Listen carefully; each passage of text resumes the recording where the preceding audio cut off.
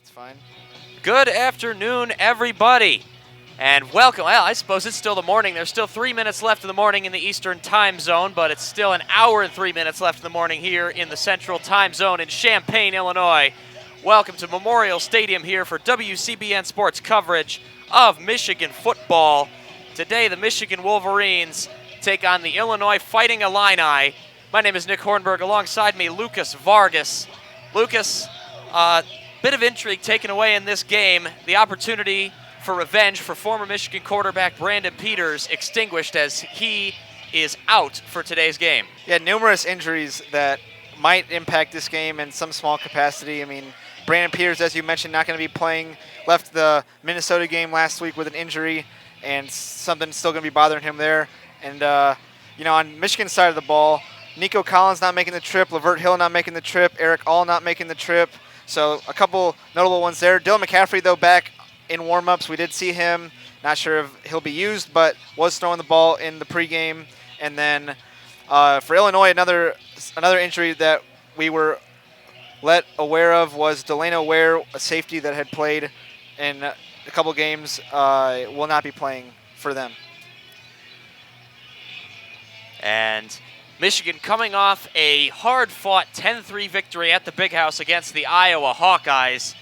A game where Don Brown has every reason to be proud of his defense, but the offensive performance could best be described as abysmal. They're going to need to get back on track. Illinois suffering on the wrong end of a 40-17 game against the Minnesota Golden Gophers last week. Yeah, I mean, for Michigan last week, it was certainly a mixed bag of takeaways as far as that. Iowa came into that game, and the expectation was that Iowa was going to basically just do what Wisconsin did and just run the ball right up the gut. And we're going to see how far Michigan really come in that respect. And Michigan defensive line, front seven, certainly looked like they had turned a serious corner, holding the Hawkeyes to only 3 points. But as you mentioned, on offense, that's where the mixed bag kind of came in, where it was like, all right, you scored 10 points against a pretty good Iowa defense, but still there's a lot of expectations after you score 52 the week before. And, the reports in the press conferences continue to be that the offense is so close to firing on all cylinders, to turning that corner. There's so much hype continuing to be placed on it. And, you have to build that consistency for it to really manifest itself as the offense that is going to take this team to the next level. And Illinois' offense, while not great on the season statistically, is going to provide an interesting challenge for this Michigan defense. Michigan really has struggled. Teams trying to run up their throats. Army and Wisconsin did that with great success. They stifled Iowa pretty confidently, but now Illinois comes in with a different kind of running back. Reggie Corbin, very much a running back who's going to try and bounce outside and beat Michigan's defenders with speed. And Michigan's secondary, with Lavert Hill absent, their secondary and their linebacking core should be able to control Reggie Corbin, especially Ambry Thomas and Vincent Gray and Josh Battellis, all making great strides as tacklers so far this season. Yeah, I mean, the guy that really should be talked about, especially after the Iowa game on the Michigan defense, was Cameron McGrone. Guy just had a heck of a game, and in his sophomore season, really, really just emerging as probably starting middle linebacker. I mean, he's, in my opinion, really cemented that role, especially after the way that he played last week. So, I mean, to see what he does again today, but that's a guy that is going to be watched. And as you mentioned, much different style of running from a guy like Corbin, a lot of speed that he brings to the table. As the fireworks signify the arrival of the Illinois Fighting Illini to the field, Illinois sitting at 2-3 on the season in Lovie Smith's fourth season, and suffice to say, really not what Illini fans really expected. Lovie Smith 11-30 in that time span. Definitely not what Illinois fans were expecting or hoping for when the Super Bowl appearing Chicago Bears coach stepped onto campus in 2016. Yeah, it's just an Illinois program that's been just stuck in the bottom of the conference for the last few years, and certainly, as you mentioned, Lovie Smith hire has just not brought any sort of results to or any sort of indicators that is going to change anytime soon. Really, I mean, there's just not a lot of positive momentum behind the program at the moment. So Illinois right now just looking for any sort of hope for the future that they can get. And now the Michigan Wolverines taking the field now as stated previously, Nico Collins and Lavert Hill are not able to make the trip today. Neither was Eric All, but those former two figure to be the big ones. But Michigan still loaded at receiver with talent. Donovan Peoples-Jones, Tariq Black, Ronnie Bell, Mike Sanders-Steele, and Giles Jackson, all talented receivers, and that should be more than enough for this Michigan offense today. Yeah, you're right, but at the same time, you can say that, and Nico Collins is probably the only receiver that's really had those big plays to speak of this season. And, you know, as much as you can say that these guys are all talented and, you know, they should be able to put up big numbers, then why haven't they already this season, right? And it's obviously not just a receiver's fault, but all in all, like, you've got to find a way to get these guys the ball in a setting that they can make a play. And so far, that really hasn't happened for a lot of these guys. So, I mean, this is another opportunity for them to go on the field and try and emerge in that respect. But, you know, the absence of Nico Collins is not just one to be taken lightly. I mean, he has been the guy that has been able to just go up and get a jump ball for really the last 2 years. And you know, he's not here, so it's going to put a lot of responsibility on those other receivers to really step up. And of course, been a bit of a trying season so far for newly minted Michigan offensive coordinator Josh Gaddis, coming in with the mantra speed and space. Been a little bit more like bloated and boxed in for much of the season. Looked like they may have turned a corner against Rutgers, but they fell back to earth in a big way against the Iowa Hawkeyes. And now the coin toss out there at midfield looks like Michigan's captains Kalik Hudson, John Runyon, Carlo Kemp, and Ben Bredesen. And the coin toss.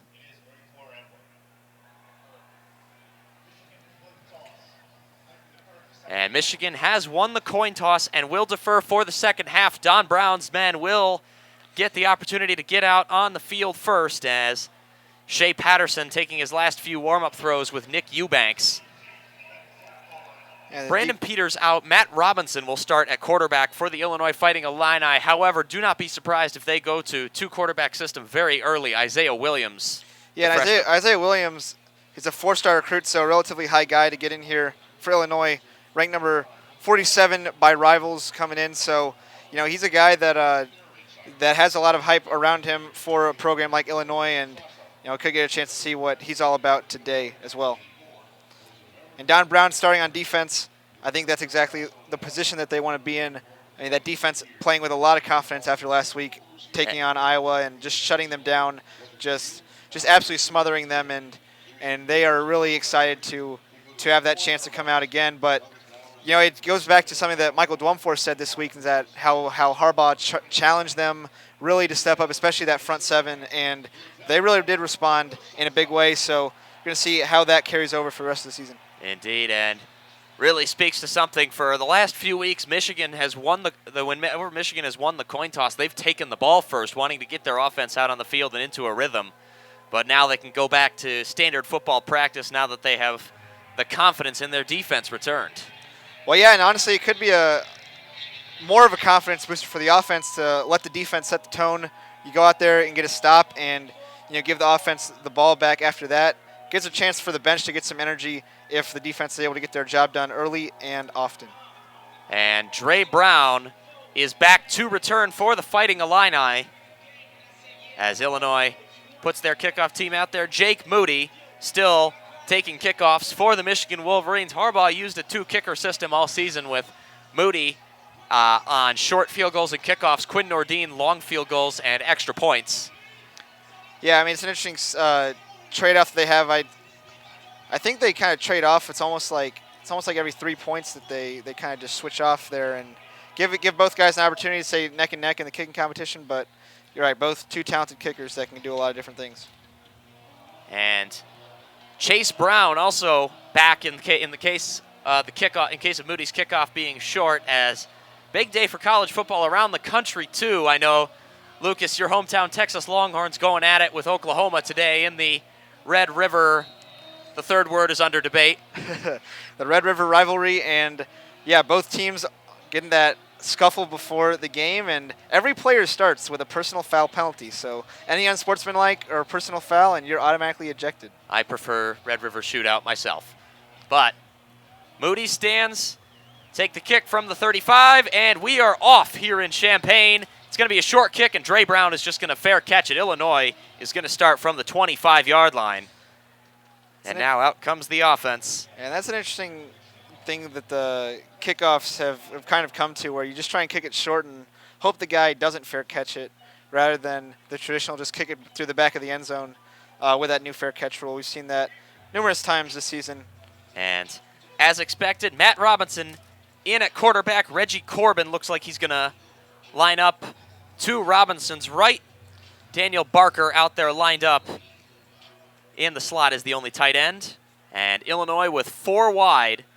And now I have the man in motion. It's going to be a handoff out to the left to Reggie Corbin. And Corbin is going to get tackled at the line by a handful of Michigan tacklers, including Cameron McGrone on top. And some attempted misdirection from the Illinois offense, bringing a man in motion. But great job by the defensive front, just stringing that run out along the line of scrimmage, and no gain on the play. Nowhere to run. And Michigan, pretty conventional defensive set right now, lined up in a 4-3 as Brad Hawkins slots in as the nickel corner against Dominic Stampley. And Robinson stands back, Corbin out to his right, and he takes the snap and fakes the option, and Robinson is going to heave it far downfield, and Ambry Thomas is going to have an opportunity for the interception, but instead he just bats it away, and Illinois is going to be facing 3rd and 10. Dwumfor got good pressure, but Ambry Thomas with great coverage, great job stacking his receiver and just making sure that he controlled where that route was ran, and almost coming up with the interception on the second offensive play. And that pass intended for Illinois' #1 receiver, Josh Imatorbhebhe, down the left sideline. And now trips out to the right for Illinois. Imatorbhebhe alone on the left.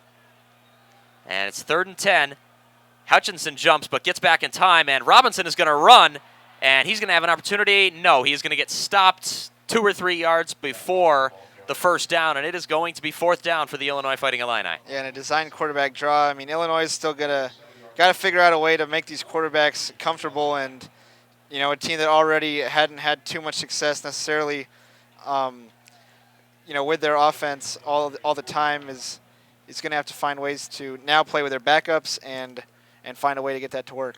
And Kalik Hudson on the tackle. Blake Hayes stands back to take the punt. Illinois does have one player out to the left, and Illinois trying to catch Michigan's punt team sleeping, but Hayes gets the punt off. That's going to be a low punt, and Donovan Peoples-Jones getting a little too close for comfort there, but ultimately waving it away, and Michigan is going to go to work at the 35-yard line. Pretty good field position to start for Josh Gaddis's offense. Yeah, really short, wobbly punt, so Michigan got good field position. It's all you can ask for, and I mean, now it's time to see what the offense looks like on an opening drive here, and as we've mentioned, a lot of confidence still internally from this group, and comes from the quarterback, the coordinators, the coaches, everybody saying that this offense is just so close to being where they envision it being, and that in practice they get what they want out of it. So we'll see when they can really turn that corner. Black and Peoples-Jones wide. Ronnie Bell in the slot, but he motions around Patterson. Patterson takes the snap and will hand it off to Zach Charbonnet. Charbonnet has room to run. Charbonnet gets outside out to the 50-yard line before taking down a 15-yard gain for the true freshman running back. Oh, and good dummy motion to bring Ronnie Bell around, and finally a good run for Zach Charbonnet. Seems like they had really been pounding between the tackles so often, but not too much success all the time, and they're really a big run to start the game. Stanley Green on that tackle. Formation unchanged, just flipped around. And Patterson takes the snap, and it's another handoff to Charbonnet. Charbonnet goes through a hole, and Charbonnet is going to get another first down as he gets down to the 37-yard line, tackled by Sidney Brown. I mean, that offensive line is just mashing people to start this game. So much room to run. It almost looks like he's got a three-point arc in basketball, just where there's not a single defender inside the play. And Michigan yet to make a substitution. They're going to line up in that same formation. Heavy right side, Tariq Black, Donovan Peoples-Jones out wide, Ronnie Bell in the slot, Nick Eubanks just off the line, and Bell is going to move in again. Patterson takes the snap, and the third give to Charbonnet, and Charbonnet is going to get 5 yards. Tackled by Sidney Brown once again. Yeah, I mean, no reason to stop something that hasn't shown any weaknesses, and right now just running right at Illinois. It's working very, very well. And Michigan goes quickly. Another quick give to Charbonnet, and Charbonnet is going to get stopped looks like about a yard and a half short of the line of scrimmage. Jake Hansen on the tackle. Oh, and here's a 3rd and short. So this has been a problem, though, for Michigan, these 3rd and short times. And Ben Mason coming in at fullback with Hassan Haskins at tailback after 4 quick runs for Zach Charbonnet. Ben Mason off to Patterson's right. Haskins right behind. Patterson in the pistol. And it's 3rd and short. That is actually not Sean McHugh. Nick Eubanks off the left side in the tight end position. Donovan Peoples-Jones and Tariq Black out wide. Black playing close. And Patterson takes the snap, and it's going to be Haskins, and Haskins is going to get the first down comfortably. Haskins still on his feet. Haskins is still going. 10-5, touchdown. Hassan Haskins on a 3rd and short, busts through the line, runs through the arm tackle of Jake Hansen, and Michigan through 3 minutes and 40 seconds, their first touchdown of the afternoon. And that was just 5 runs in a row for Michigan without really much creativity involved. I mean, just running right at a defensive front, and you know their shortest run was probably 4 yards in there, but every single run, just great push on the offensive line. That time was a lot of credit to Hassan Haskins for breaking a tackle and getting more yards after that, but just powerful running. And Nordine fires it through as Michigan takes a quick 7-0 lead here at Memorial Stadium. And Michigan's run game looks just fine so far. Yeah, I mean, that offensive line just came out and bullied the Illinois defensive line. Just great push from everybody on that offensive line, too. I mean, yeah, you said it. You said it there that it's a great start.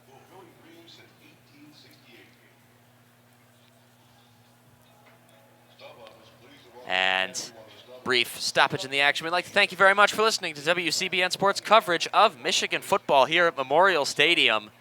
A Memorial Stadium with a lot of empty seats. After that touchdown, you could really hear the pro-Michigan crowd. You can see a lot of maize sprinkled in, but I mean, if you're around the area and listening to this game some way, somehow, I mean, come on down and you can probably walk in here and not have a problem. You'll be out $25 for parking and $10 for the seat.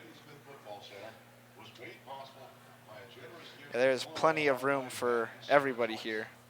And now we're in the media timeout. Lucas, now that I have you as a captive audience, I have a question for you. Go ahead. Why is it that other teams shake off trash talk by rivals just fine, but the second somebody makes a horns down gesture, Texas gets really bothered? Honestly, I think that's been extremely overblown. I mean, I don't even know how that whole like penalty controversy kind of started, but I bet if you go and ask those Texas players, they probably don't really care. And I mean, now it's almost so overdone that it's lost like I feel like it's lost the significance almost of holding the horns down, because it's just done so frequently. You watched the West Virginia Texas game last week, and those West Virginia players were doing it like every other play, and they're losing by 2-3 touchdowns. Like, okay, at that point, what are you doing, right? But yeah, I mean, it's definitely overblown to where you get a penalty if you do it now, but it is what it is, I guess. Now 11:20 left in the first quarter. Michigan out to a quick 7-0 lead as Oklahoma scores the first touchdown and CeeDee Lamb, of the Red River Shootout. CeeDee Lamb on 4th and goal. Just a little 2-yard pass from Jalen Hurts. Quick update from the Red River game, but that Oklahoma offense is not here to mess around. And I mean, you talk about trash talk. B.J. Foster, Texas safety, gave a lot of trash talk to Jalen Hurts that was probably not needed from the Longhorn defense. That Longhorn defense, they think they're very good, but the numbers would indicate otherwise. And Oklahoma could expose a lot of those weaknesses today if the Longhorns aren't careful. And Michigan's kick team about ready to spread out. And the brothers Brown, Dre and Chase, we cannot confirm that they are actually brothers, but they are back to receive the kickoff as Don Brown's defense ready for another go-round. And Moody's kickoff, that's going to go right. That flirting with the boundary line, but ultimately that's going to go through the end zone. And Illinois will start at the 25 yet again.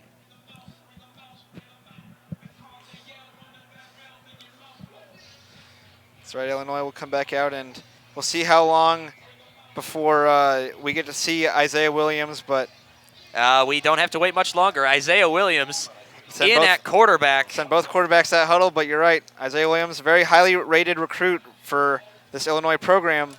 He's going to get his chance here, and this is the guy that is presumably the future at quarterback for the Illini program, especially after Brandon Peters finishes his graduate transfer year. So we'll see what he has to offer. As Isaiah Williams expect a heavy dose of option football, and Isaiah Williams read option with Corbin, but Michigan's defense all over that one. That's a 3-yard loss tackled by Josh Uche. And I think Josh Uche could have made either the play on the running back or the tackle, which he did end up making on Williams, the quarterback, just so fast into the backfield on that play, and no hope. And 4 wide. Williams looking over at the sideline for the play call from Rod Smith. And Reggie Corbin to his left. And Williams takes the snap, and that's the give to Reggie Corbin. A big hole. Jordan Glasgow preventing the first down run with a great tackle in space on Reggie Corbin. Illinois is going to have about a 3rd and 2. Correction, 3rd and 5. And Michigan's defense showing pressure. Corbin to Isaiah Williams' right.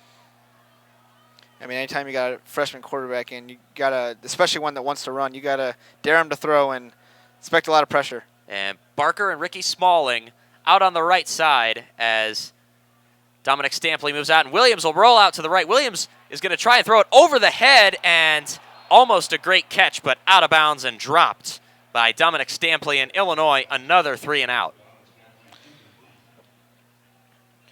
And the Illinois offense is, it's going to be hard to find consistency for this offense, especially if they're going to juggle the quarterbacks back and forth. But, I mean, that's what Michigan is going to try and do. They're going to make Isaiah Williams uncomfortable. I'm sure they're going to try and contain him more in the pocket. He did get to roll out that time, but it's a guy that probably isn't looking to really pick you apart through the air, and that's what Michigan's going to make him try and do. Michigan, 2 returners back, Peoples-Jones and Ronnie Bell. Blake Hayes is going to take the punt, and Blake Hayes is going to get it off another low one, and that's going to go over the head of Peoples-Jones, and Peoples-Jones, playing with fire there, ultimately just lets it go. That was Ronnie Bell, rather, and Illinois is going to down it inside the 20 at about the 17-yard line. Michigan going to have a little bit of a longer field this time, but if last drive is any indication, that may not be an issue. Yeah, as you mentioned, may not be an issue because Illinois showed absolutely zero ability to stop the run whatsoever on the first drive for the Michigan offense, and now they have a chance to open it up. I mean, you able to run the ball like that where you're basically mashing 10 yards every play at least, then you can open up the play-action game, everything, because Illinois is going to have to respect that run one way or another, and we'll see what they're able to do on drive number 2. And got a little triangle there on the field. The Michigan's 3 quarterbacks, Shea Patterson, Dylan McCaffrey, and Joe Milton throwing the ball back and forth. Wondering if we'll see any of those other 2 quarterbacks today. Joe Milton getting a lot of game action against Rutgers 2 weeks ago. Dylan McCaffrey got substantial action against Wisconsin, but ultimately not able to finish that game after taking what could be described as a very frightening hit. Yeah, good to see him back, even in the warm-ups and in uniform after that hit, as you mentioned. Very, very nasty hit, and was wondering how long he would be held out because of that concussion, but good to see him back in uniform. And Michigan ranked 16th in the country as Oklahoma somehow not called for a horse collar tackle there.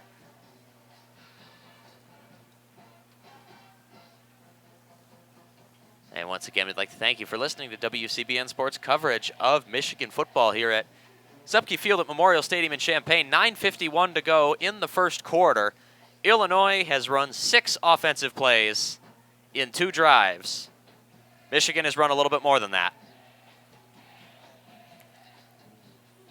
And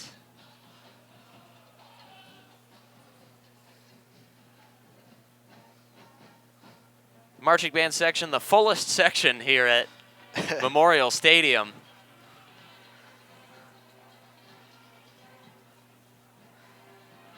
And our spotter out of retirement, WCBN alumnus Austin Falco, trying to count the number of people in the upper deck at the stadium, which he might be able to do on his 2 hands. As Michigan's offense out on the field, personnel unchanged. And actually, Sean McCune is going to make his return to game action. Questionable this week because of an injury, but he is in the game as Shea Patterson in at quarterback. Charbonnet looks like he's going to be lined up to his right. Eubanks in the slot off the line. Now McEwen's going to move over to the left tight end. Eubanks is going to line up right behind him. Peoples-Jones and Black lined up out wide. Illinois showing pressure. Peoples-Jones going to motion out to the right, and it's another give to Charbonnet, and Charbonnet gets through the line, and Charbonnet another gain of a lot of yards. Stanley Green on the tackle, but that right there is nearly a 20-yard run by Zach Charbonnet. I mean, it's just amazing to watch these offensive line just move their men. I mean, Jake Hansen just got absolutely bullied by Mike Onwenu. And Patterson looks like he's going to adjust the play after seeing a signal from Josh Gaddis. Patterson takes the snap, and it's another give to Charbonnet. Charbonnet out to the left. Charbonnet has more room, and Charbonnet taken down at the 48-yard line. And Stanley Green on the tackle again. And once again, another pancake block is going to set up that run.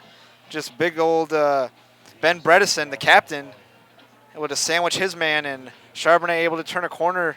Michigan has yet to throw a pass, and they haven't had a need to at all. Stanley Green, been a busy man today in the Illinois secondary. Delano Ware out injured as Patterson lines up. That is Charbonnet out to his left. Patterson, it's another give to Charbonnet. Charbonnet, this time Illinois able to bottle him up for a 2-yard gain. And the first time that we've seen Illinois able to close down on a run. Tymir Oliver making the play on that one, closing his gap down. And Ben Mason in at fullback for that play. He goes to the bench, and as does Charbonnet. True Wilson reports in at running back for Michigan. And Michigan going back with 3 wide receivers, Black and Peoples-Jones out wide, Ronnie Bell in the slot. True Wilson lined up to Patterson's left. And Patterson takes the snap, and Patterson is going to pass for the first time, and over the middle, out to Eubanks, and Nick Eubanks gets the first down, a 9-yard gain there. Sidney Brown on the tackle. And the first pass of the game. Patterson thrown off his back foot, but just not a lot of coverage because of how successful Michigan has been running the ball. So he has a little bit of room for error like that, but it's not going to work all day long to be thrown off the back foot like that. And True Wilson still in the game off to Patterson's right. Same personnel, just with the play flipped around. Patterson just going to give it to Wilson, and Wilson has room on the outside. Wilson is going to try and bounce it out. He's got the first down and a bit more. He's taken down at the 21-yard line. Stanley Green again. And Tony Adams was the guy that just got shook out of his shoes by Wilson, trying to close down and make a play from the outside in, the defensive back. But True Wilson, very quick and able to get to the outside, and once again, another first down via the run for the Michigan offense. And Tony Adams going to take a seat on the bench for that, as Illinois subbing out nearly half their defense. And Michigan playing in a little closer, 2 tight ends out to the right. And Peoples-Jones in the slot on the left, Black out on the left outside. Patterson's going to take the snap, and it's going to be another handoff to Wilson. Wilson's going to get outside, and Wilson is going to get taken down, but not before he chews up some more real estate by Sidney Brown. That's an 8-yard gain. Yeah, and for Dealey Harding, though, he did make a good play, the linebacker for Illinois, to make that play turn back inside, but it was the lack of pursuit from the interior coming across that allowed Wilson to get those 9 yards. That should have been maybe a 3-yard run. And Michigan playing in close. Patterson's another give to Wilson. Wilson stopped right around the first down marker. This one's going to be up to the referees whether he got it or not. Yeah, right around that 11-yard line. They are going to signal for a first down. And Sean McCune heads back to the bench, and in comes Ben Mason again. And Zach Charbonnet checking back into the game. Good couple plays for True Wilson. Yeah, that change of pace role that he plays, does such a good job at it, and now that's 3 running backs we've seen in this game so far. All have great success early. Great to see Ben Mason at fullback, too. Patterson in the pistol, Charbonnet behind, play action, and Patterson's going to throw, and a low throw to Ben Mason. Mason not able to make the grab, and Ben Mason's going to get a penalty for that. I mean, an interesting position to put Ben Mason in, where he's coming across on a flat route, and it's a guy just running and unable to stop himself. I'm not really sure how you can give a penalty like that to him, but they're going to get him called, as you mentioned, for a late hit on Tony Adams for just running into him. It's a big guy. It's a big guy. I mean, it's I don't know what you want him to do. And Jim Harbaugh, not liking what he sees there. Jim Harbaugh in his 5th season in Ann Arbor as a personal foul. Was that an unsportsmanlike conduct? That's what they called, yes. So Ben Mason's got his first, and suffice to say he is not on the field right now. Well, it's like it's a guy that big running that fast, and you can't expect him to just stop on a dime. And it's not his fault that he's big and strong where he hits a guy and the guy takes a hit. Like, that's part of football, and that's just how it is. I disagree with that penalty call. And Harbaugh gave Ben Mason a talking to, and Patterson on 2nd and 25 is going to drop back and almost intercepted. Off the play, was that Tymir Oliver? No, it was Olawole Batiku Jr., arguably the Illini's best player on defense.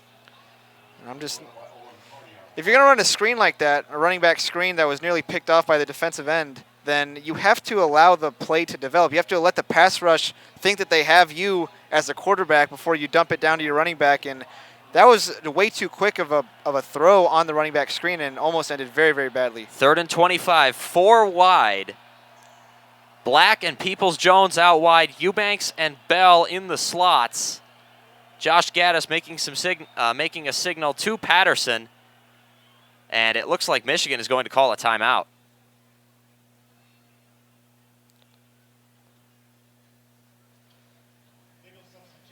No, Illinois getting called for 12 men. Michigan going to get a free 5 yards. It's going to be a mere 3rd and 20.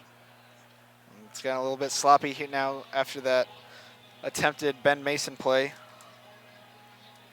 And the formation unchanged. 4 wide, Black and Peoples-Jones wide. Bell and Eubanks in the slot. Charbonnet to Patterson's left. Illinois showing pressure. Michigan basically has to get into the end zone. And Patterson, Eubanks comes in close. Patterson is just going to give it off to Charbonnet. And Charbonnet is going to after pushing the pile, about 4 or 5 yards. And Michigan, you assume, will take a field goal. Deli Harding on the tackle. Yeah, I mean, and this has been a problem for the Michigan offenses. They've been able to put good drives together for a lot of the time this year, but it's been, once they get it around the 30 or around the 25, it seems like the drives kind of stall out a lot of the time. And then it puts them in that no man's land or in position for a long field goal. And that's been the problem, is that they have to find ways to finish drives when they get deep into opponent's territory. Nordin's kick is no good. And Illinois, just like that, is going to get themselves a little bit of momentum. And Quentin Nordin been increasingly erratic really the last year and a half. And that one, another one off to the right. And I mean, there you have it, right? You put yourself in that position where you have to take a long field goal, and it's a tough kick, but at the end of the day, it comes down to the fact that, you're trying to run a play where your fullback is getting a pass. And this isn't even your normal fullback. It's a guy that you've moved to defensive tackle. So how many times this season in practice has he practiced making that catch, right? How many times has he practiced catching the ball and knowing what to do with it, or even just running that route and looking for the ball on a catch like that?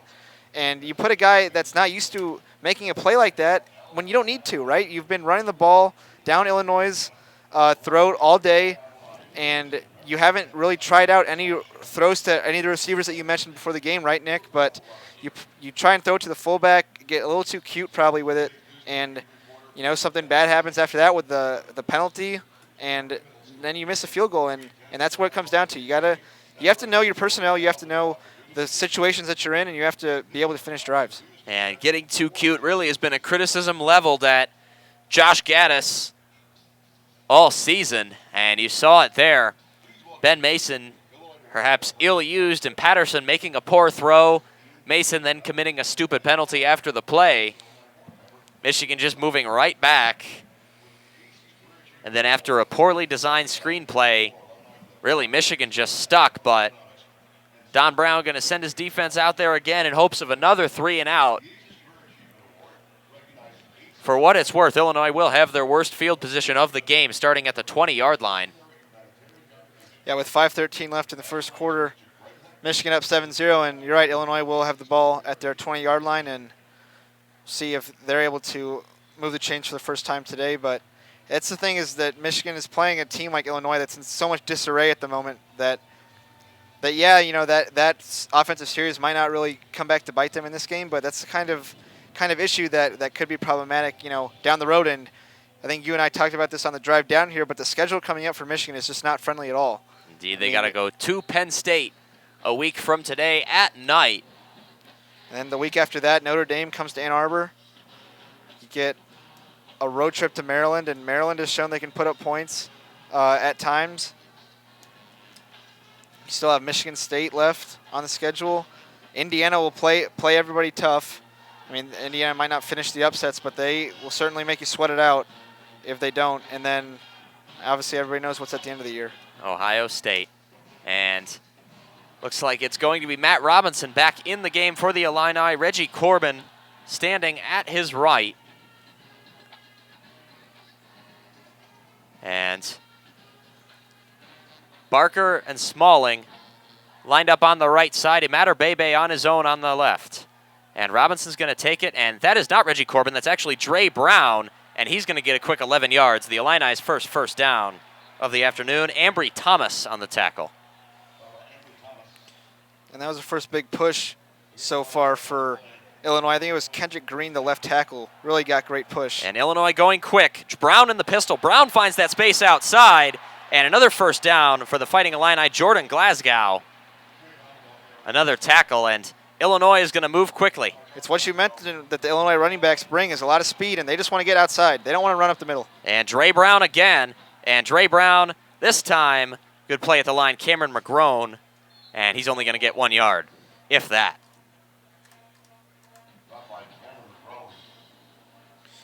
It's just going to be a race with Illinois. You know, can their running back get to the outside faster than your linebacker can scrape over the top? That's what it's going to come down to. Vincent Gray standing on Ricky Smalling outside, and it looks like it's going to be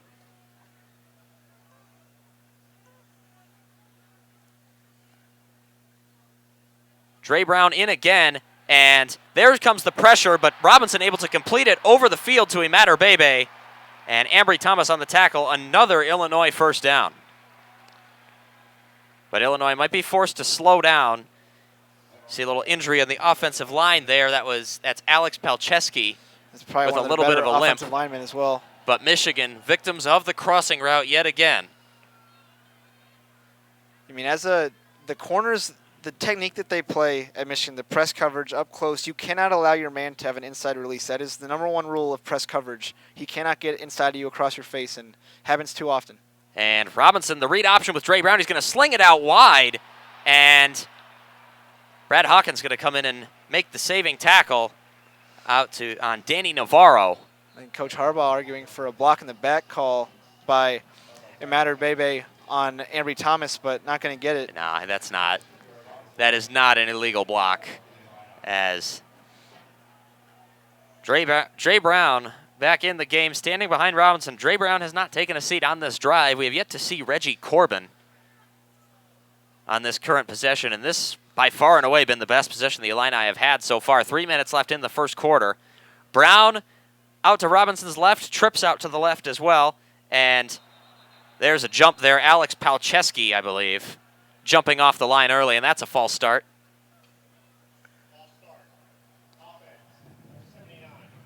And now Corbin's going to check in. Oh, no, it's going to be Rayvon Bonner. Yep, and it was Vidarian Lowe called for the false start, not Alex Palczewski. And Rayvon Bonner making his first appearance of the game. Looks like he's going to be lined up to Matt Robinson's left. Imatter Bebe all alone on the left, covered by Thomas. They've got 3 out to the left, Navarro, Barker, and Smalling. Michigan showing pressure. Uche out to the left of the tackle, and Robinson is going to face pressure. Robinson's going to get chased, and Robinson, that's going to be an intentional grounding, as Matt Robinson gets it out as it's going down. and not able to get even close to the line of scrimmage. That is almost certainly going to be an intentional grounding. Well, they might have an argument with number 10 for Illinois, Justice Williams, being somewhere in that vicinity, but it's going to be a judgment call on that. But you're right, the ball did not get back to the line of scrimmage.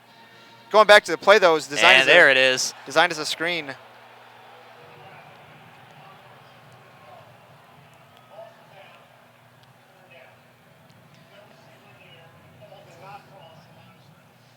It was a play designed as a screen, and Michigan did a great job of sniffing that screen out and then not pursuing the quarterback, because that's what the quarterback wants you to do, is to come and try and get him so we can just dump it over your head. And they did a great job of just finding where that screen was trying to go.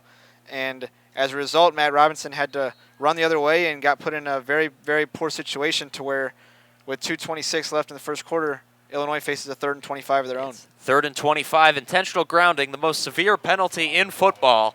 The yardage lost and the loss of down. Well, I suppose the most severe penalty in college football. The NFL, it's without a doubt pass interference. As Bronner out to Robinson's right. Michigan is going to bring some pressure. Pocket collapses, but Jordan Glasgow making the tackle underneath on, is that? It's going to be Justice Williams making the catch. And after all that, Illinois well out of field goal range, not even in Michigan territory. Blake Hayes is going to be back to punt. Peoples, Jones, and Bell. Michigan once again going with the 2 returners, not something that they're unfamiliar with so far. Michigan's had a little trouble returning punts, and that's a shank, and that's just going to roll out of bounds at the 30-yard line, and Michigan's going to have a bit better field position. I mean, it's honestly been a terrible day punting for Illinois.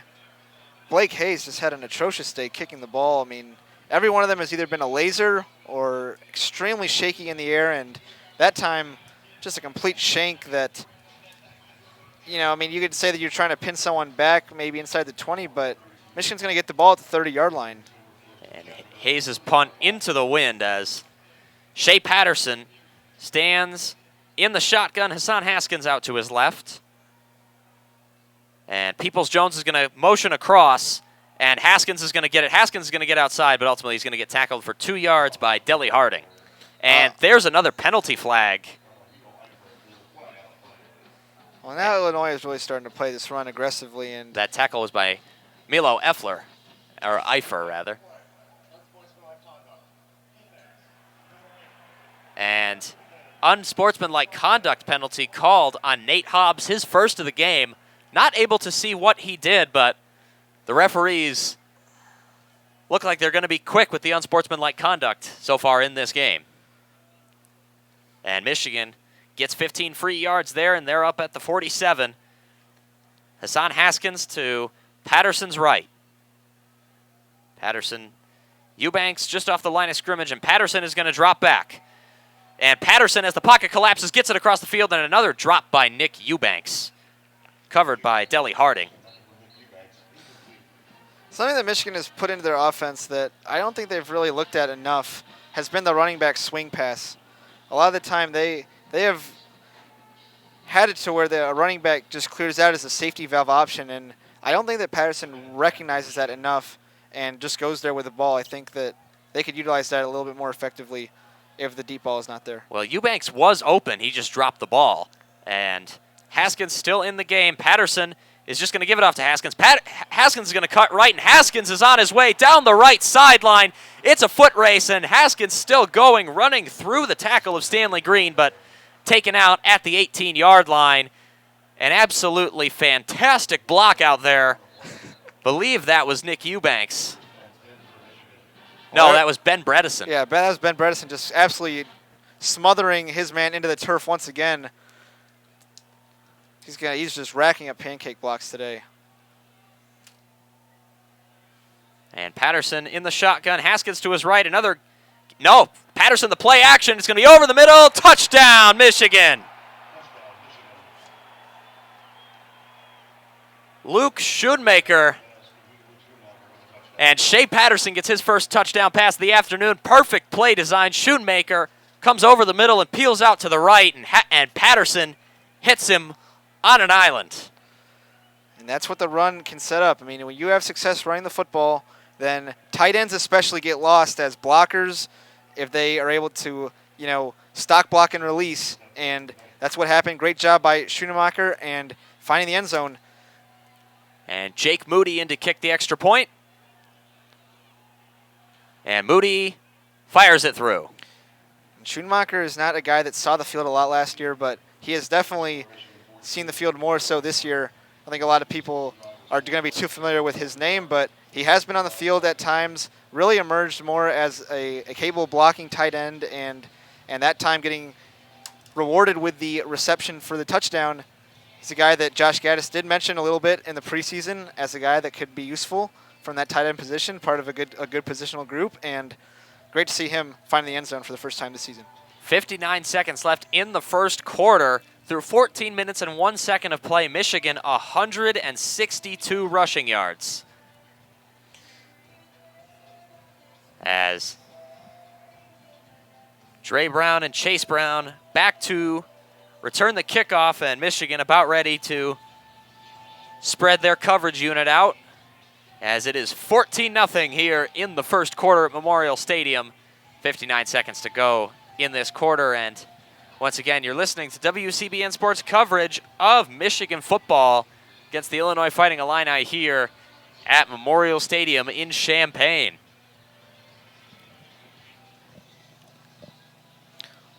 And the ball falls off the kicking tee, and wind picking up a bit here in Champaign. Moody's going to try and put it back on the tee with no holder. Certainly a cooler morning than I expected, Nick. I mean, it was about 40 degrees when we woke up this morning. And a little bit of wind. That was after a drive that, on paper, a drive from Ann Arbor to Champaign is 5 hours. In practice, it's more like 7.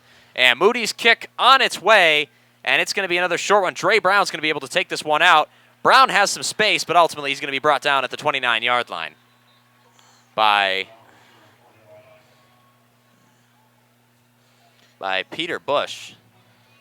We'll give you a quick update from the Correction, Red Adam River Shibley rivalry game.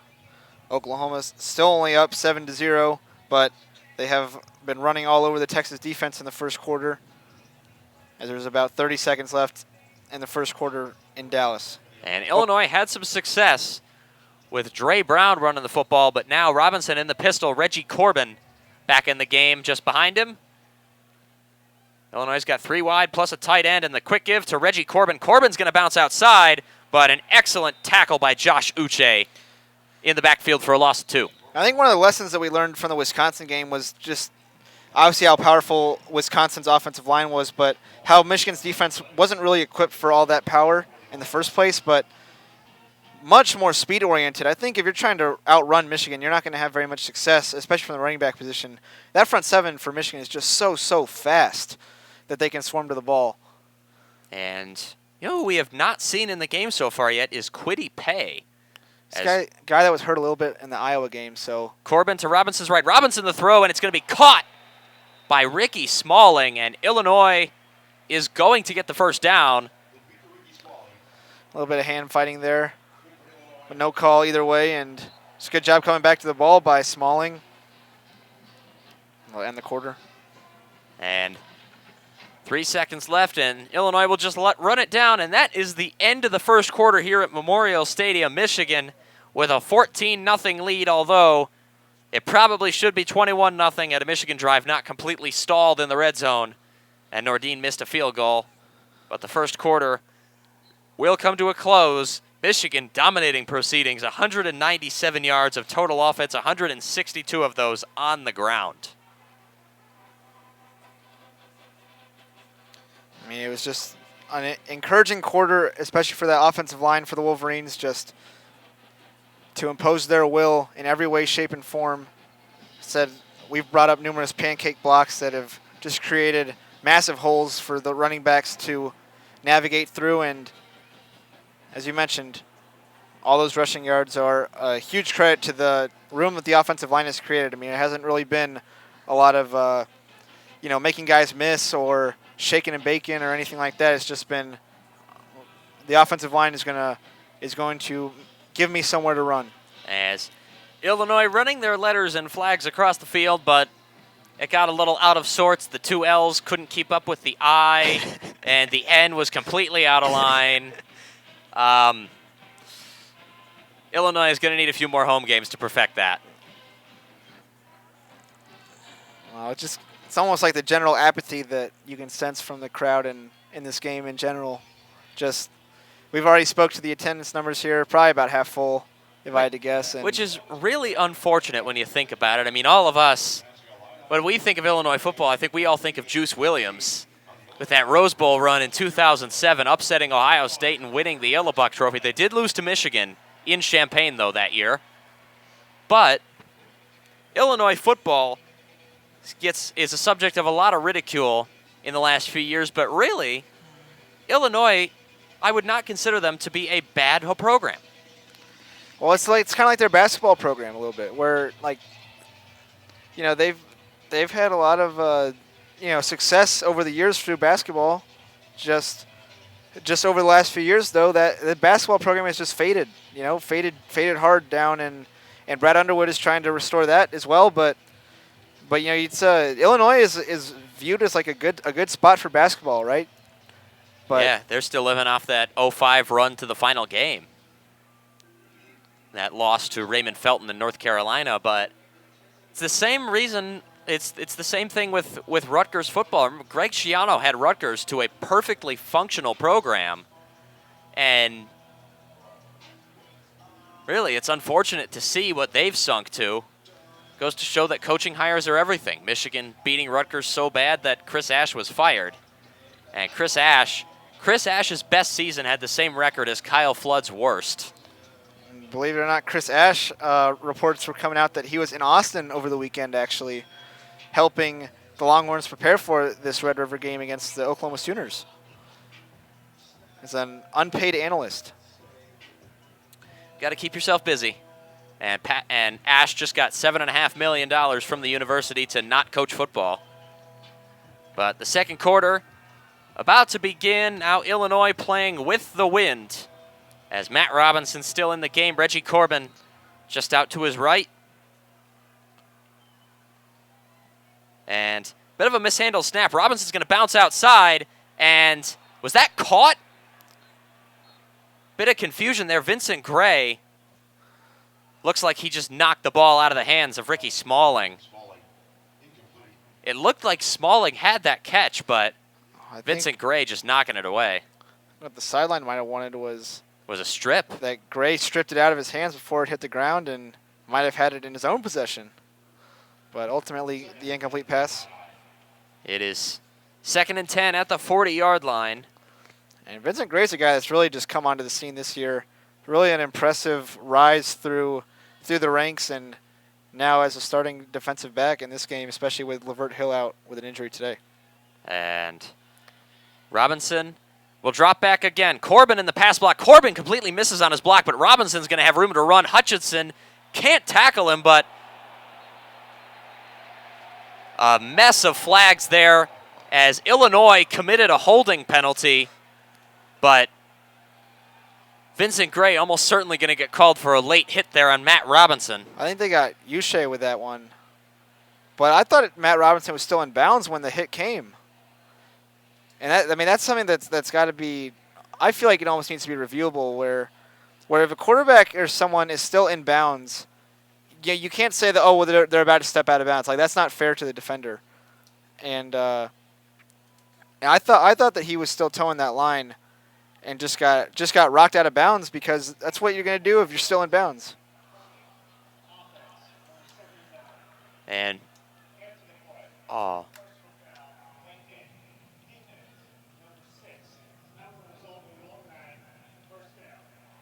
and Illinois probably just going to think 5 yards out of there, and Jim Harbaugh is furious.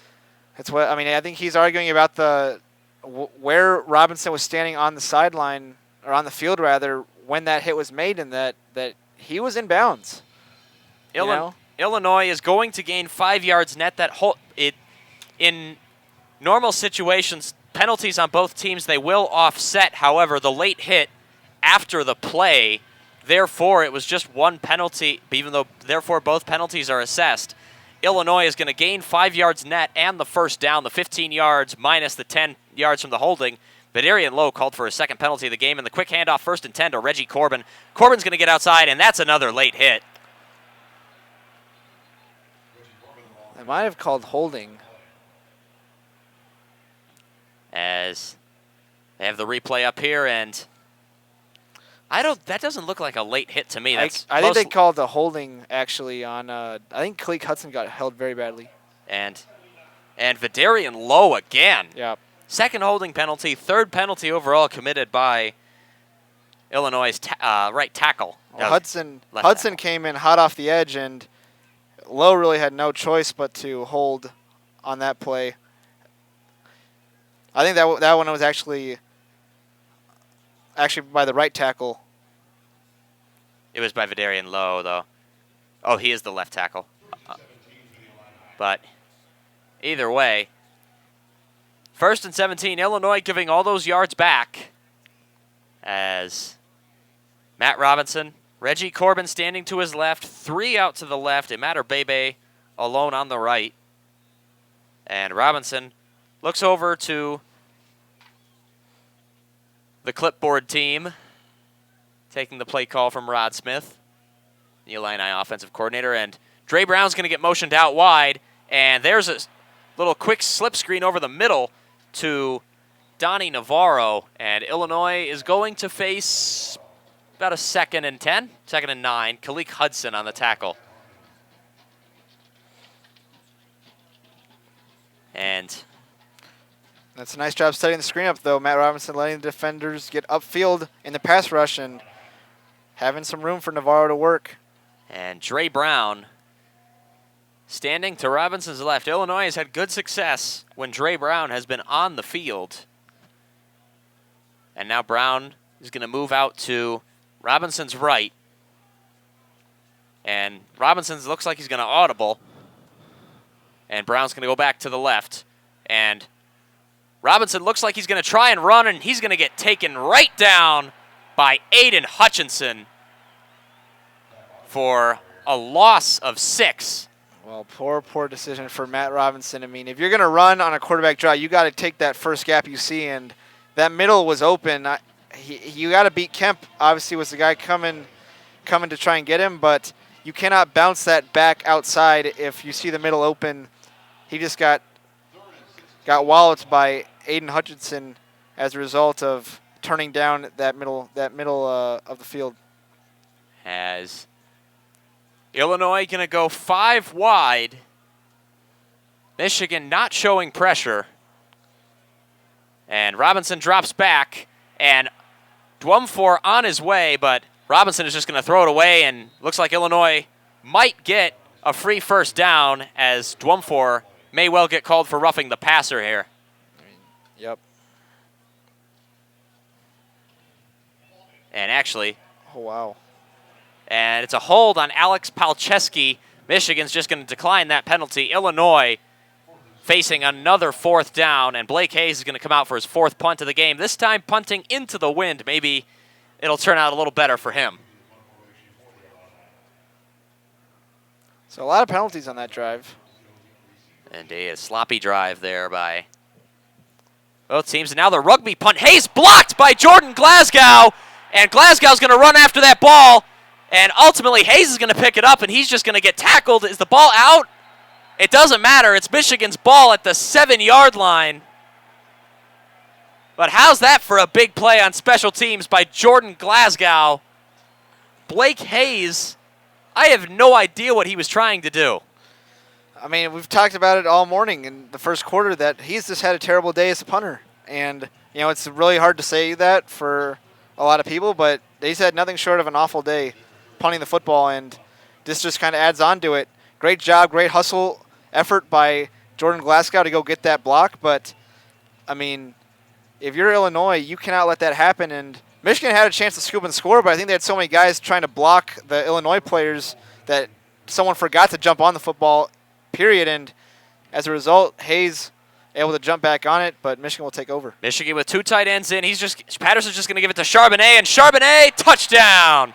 Just going to walk through the line and into the end zone. Michigan up 20.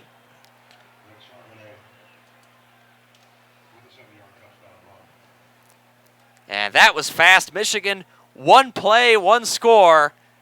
And they've got a chance to go up 21-0. Charbonnet running right through Sidney Brown and Stanley Green.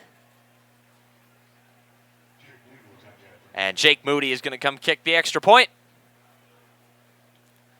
This for a 21-0 lead. And Moody fires it through. Michigan up 21-0 now. 12:19 left in the first half. And Michigan just pouncing on Illinois mistakes.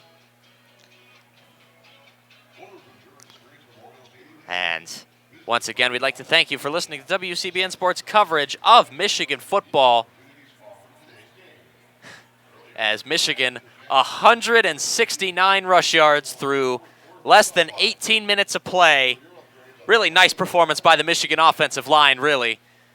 And just to give a little update elsewhere in Michigan athletics, last night Michigan volleyball won their 5th game in conference to start out 5-0. The sweep streak is over, however. Michigan won their first 4 games by way of the sweep. Won 3-1 last night in Iowa City.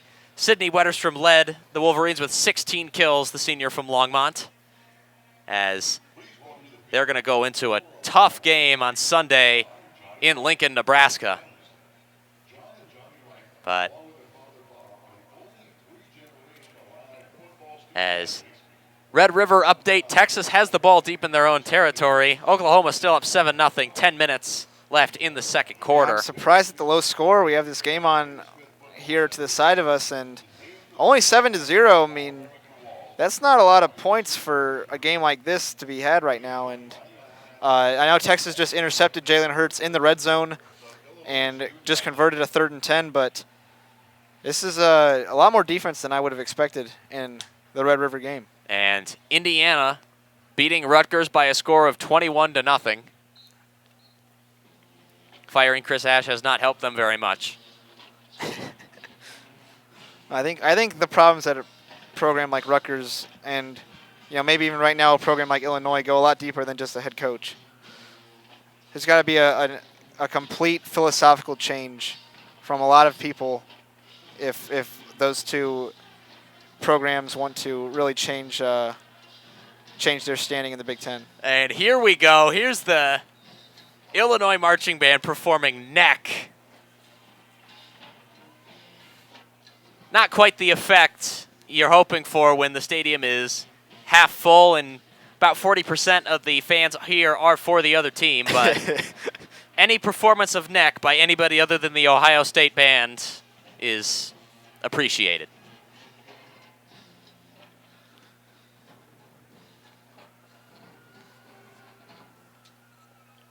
As Jake Moody is going to stand to take the kickoff, and more wind blows the ball off the tee before Moody's even able to step back, and Jake Moody's going to select a holder.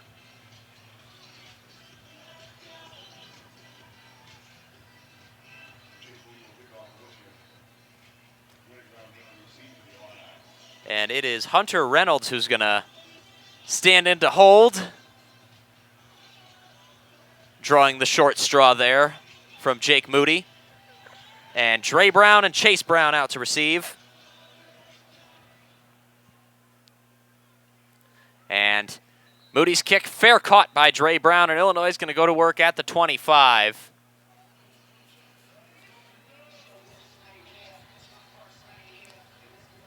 And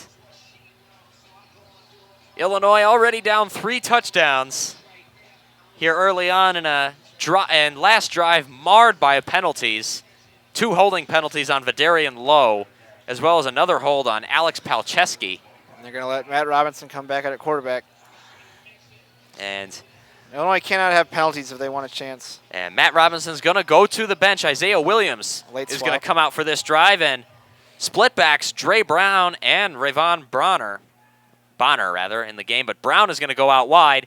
And a low snap, and Bonner's just going to get it, and he's going to get taken down in the backfield by Cameron McGrone. No, it's Mike Dana, rather. No, that's McGrone. That is right. McGrone. Dana, though, was there, and he's the one that made that run cut back inside, allowing McGrone to catch up, make the tackle. And Illinois ultimately being assessed a loss of 1 yard. Split backs again with Dre Brown and Rayvon Bonner on either side of Isaiah Williams. Expect some more option football here. And Williams is going to pull it and is going to sling it over a quick slant out. And the ball is out, and it's going to be picked up by Cameron McGrone. No, it's incomplete pass. I mean, that's got to be, an incomplete pass going to the ground, losing possession of the ball. Intended for Ricky Smalling there, but Smalling's going to be kicking himself because they had that play and the throw was on target. It was a good release off the line of scrimmage for him to get inside, and you're right, get his hands on the ball, but got to finish the catch and give yourself a chance. And the previous play is going to be under review. Not sure why. It seemed like a clear-cut incomplete pass to me.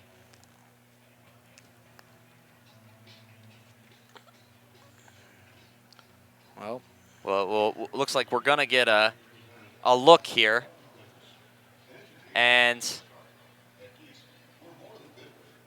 not is seeing what is... They're trying to see whether he caught it, because if he caught it, then it's a fumble. Seeing the ball into Smalling's hands, 1-2. I don't know, 3 steps. I don't know if he ever had control of it, though. We can't really see out of the sun, but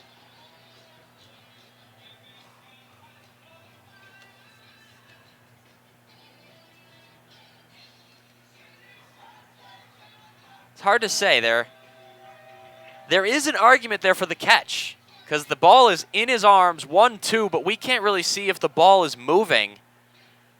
The referee taking a bit of an extended look at it, so it's not going to be dismissed out of hand. That's a very convoluted way of saying I have no idea what's going to happen here, which really is the regular state of affairs during replay reviews, particularly when watching the NFL pass interference challenges. But that's a whole other argument for a whole different day. That's for halftime, as the referee comes out to make his ruling.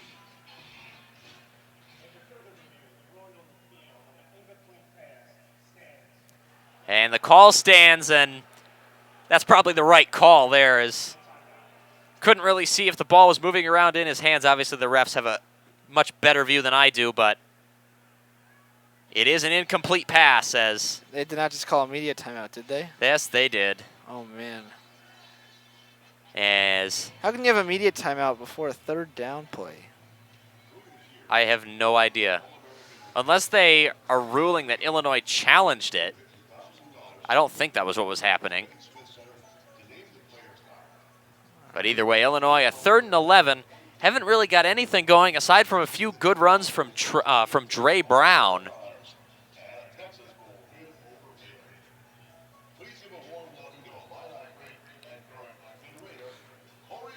And once again, you're listening to WCBN Sports coverage of Michigan football here in Memorial Stadium in Champaign, Illinois, as a very accomplished Illinois player, Corey Leggett, is in the house today.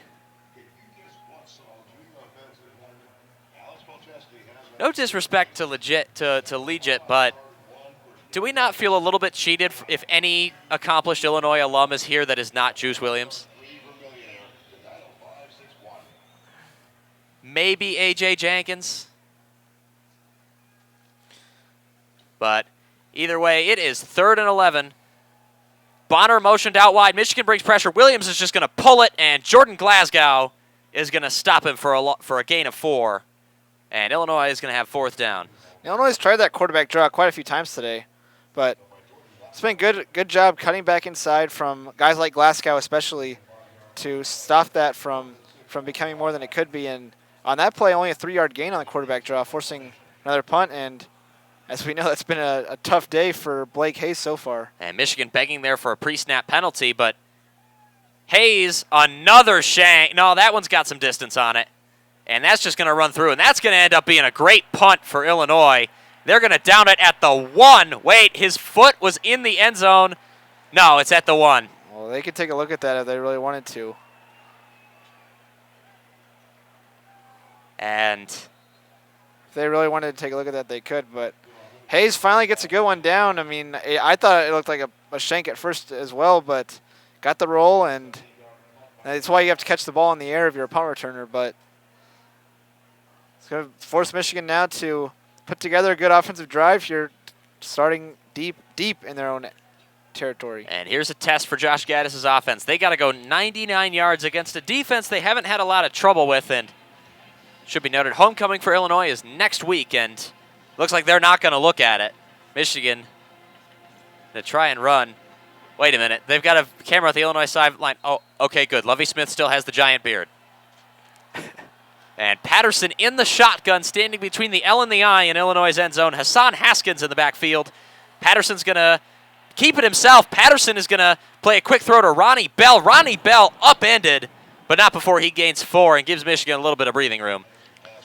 It's a lot of work for 3 or 4 yards. And Nate Hobbs on the tackle. Bell, I mean, that's a scary spin in the air. And Ronnie Bell goes to the bench. Peoples-Jones and Black are out wide to the right. Michigan got a few extra down linemen in there. And the scoreboard calling for fans to be louder. Illinois showing a little bit of pressure. Eubanks and Schoonmaker are in there. And Patterson just gives it off to Haskins. Haskins finds space on the outside, and Haskins is going to get the first down before finally being dragged out of bounds at the 15 by Ayo Shagbonyo and Stanley Green. Every block that Michigan needs to fit is being fitted, and I mean the rushing yards, it's just an incredible disparity right now as Michigan is going to cross over, 100 into the 170s now, right? Indeed, after a nice first quarter, an already good start to the second quarter here on the ground, and Patterson is going to drop back. Patterson's going to play a quick cross to Ronnie Bell. Ronnie Bell has space, and Bell tripped up by Sidney Brown. If Brown doesn't make that play, if Bell can beat Tony Adams to the outside, he's gone. That's a confident throw for Shea Patterson to throw it to Ronnie Bell on that slant route in stride and let the man do what he can with his speed, and that's what a lot of Michigan fans are wanting to see out of the passing game.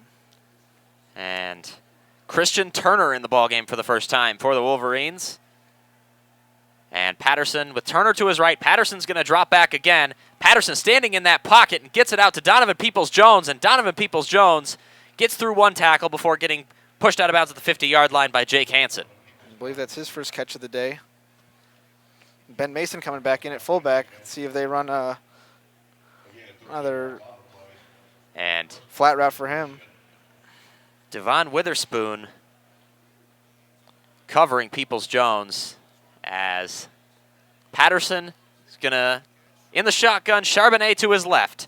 And the quick give to Charbonnet. Charbonnet bursts through the line for another 10 to 11 yards. It's going to be called 10 yards, and Illinois calling, making the signal for a fumble, and Charbonnet lost the ball, and it looks like it's going to be Illinois football.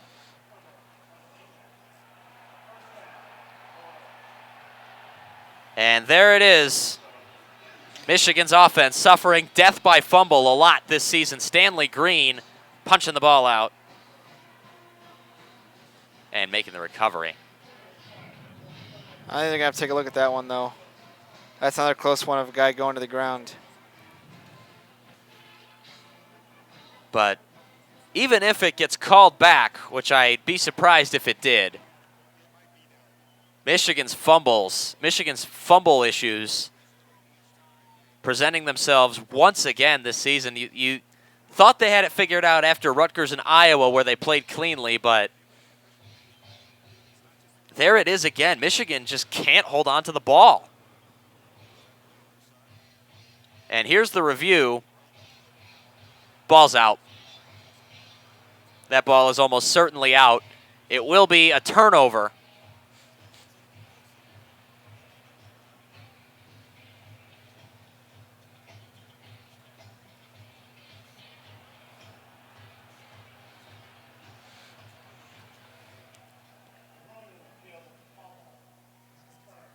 Yep.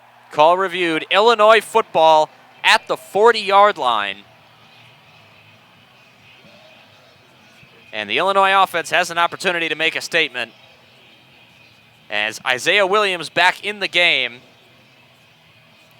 is going to lead this drive for the Illini. Smalling is out to the right side. Imatter Bebe and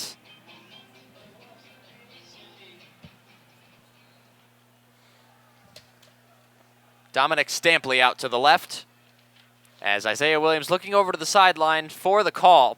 Reggie Corbin to his right, and it's going to be a give to Reggie Corbin. Corbin is going to get taken down for a loss by Carlo Kemp. I mean, this Illinois offensive line is just not showing an ability to block the front forward even for Michigan at all today. And Carlo Kemp able to beat his man to the inside and make a play. It's a lot different than we saw against Wisconsin. I mean, I know I've been using that as a reference point, but Carlo Kemp was just running upfield in that game. He has been very disciplined here, just sitting on the line of scrimmage and making a play on the running back afterwards. And Williams is going to take the snap. Williams is going to drop back. The pocket collapsing. Williams gets outside, though. He's going to try and get a few yards. He gets back to the original line of scrimmage before getting tripped up by Jordan Glasgow. And Illinois, actually, he got a little bit past the original line of scrimmage. Illinois, it's going to be 3rd and 7. That's tremendous effort by Glasgow, and guy who's been all over the field this afternoon. It's a guy that had to loop all the way back around, and Williams is a fast kid, so Glasgow will be able to chase him down and get him by the feet. Great, great effort. And 3rd and 7. Carlo Kemp on the bench for Michigan. Williams is going to drop back. The pocket collapses again, and that's going to be an incomplete pass. Getting hit by Kalik Hudson while trying to release was Isaiah Williams. And Illinois, it's going to be another 4th down for them. And the offense still on the field, but nobody really knows what's going on.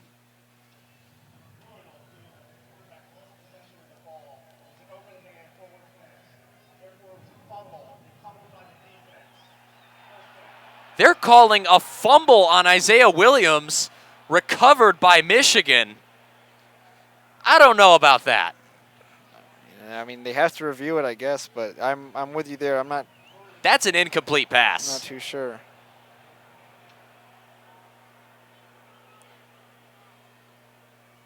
They're not even going to look. Oh, there they go. Here comes the review.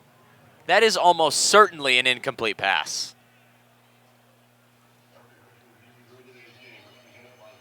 They're going to look at it. I hope Geese Business paid a lot of money to sponsor the replay review because they're getting a lot of press today. Already the 3rd review. But just from seeing it live and seeing one replay, that almost certainly looks like an incomplete pass. Yeah, I mean, I didn't think much of that play. I mean, obviously, good job by Kalik Hudson on the pressure, but did not think much of that in terms of a fumble. I do think that there was a lot of hesitation on the whistle afterwards, and Mike Dana did run and go and scoop up the ball and jump on it, but yeah, I did not see a fumble on that. That is absolutely an incomplete pass. And, it's fair to say fair play to the refs in the event that it was a fumble, because just letting them play, and that was a good heads-up play by Mike Dana, had that been a fumble. But ultimately, that's going to get overturned, and really, that's why replay review exists, really, to correct clear and obvious officiating errors, something that the NFL has been loath to do.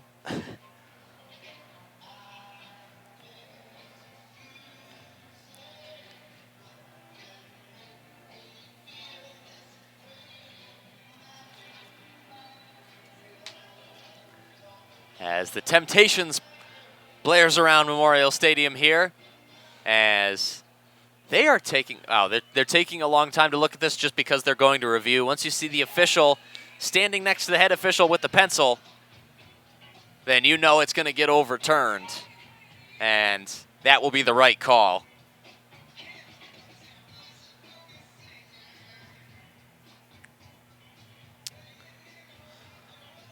.7:13 left in the first half here at Memorial Stadium. Michigan a 21-0 lead. Great performance by the defense. No problem running the ball by the offense, but there's going to be a lot to worry about so far for the second half and against Penn State next week for Jim Harbaugh and his team.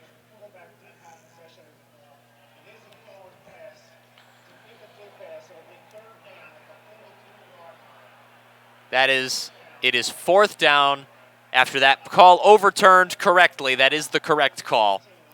And Illinois will have 4th and 7 with 2 seconds added on the game clock, 7:15 left in the first half, and Blake Hayes got to go back out there and punt.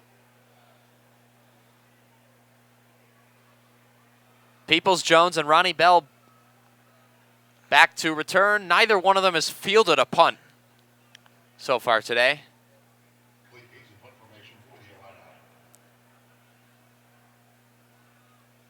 And Hayes in the pressure, and Hayes, that's a big one.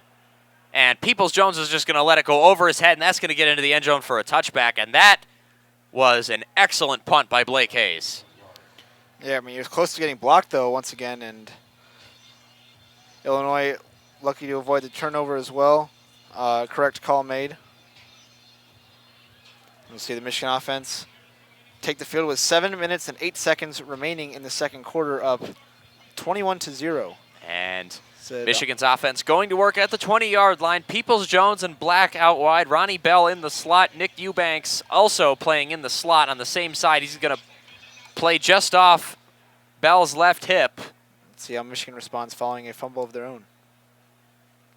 I believe that is Christian Turner in at running back, and Patterson is going to give it to True Wilson, rather, and Wilson is going to get stopped at the line by Jake Hansen.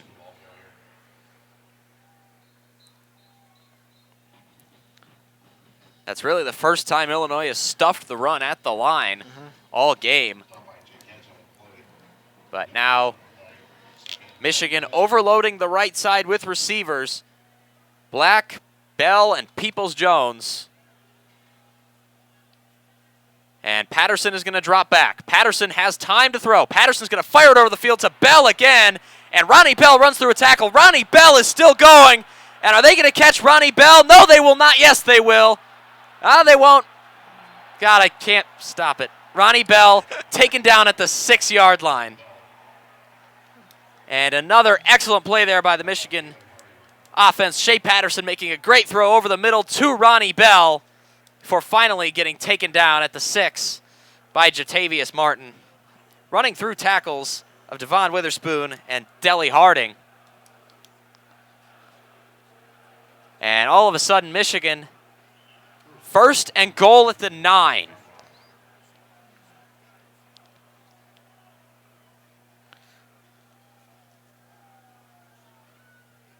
And Patterson takes the snap.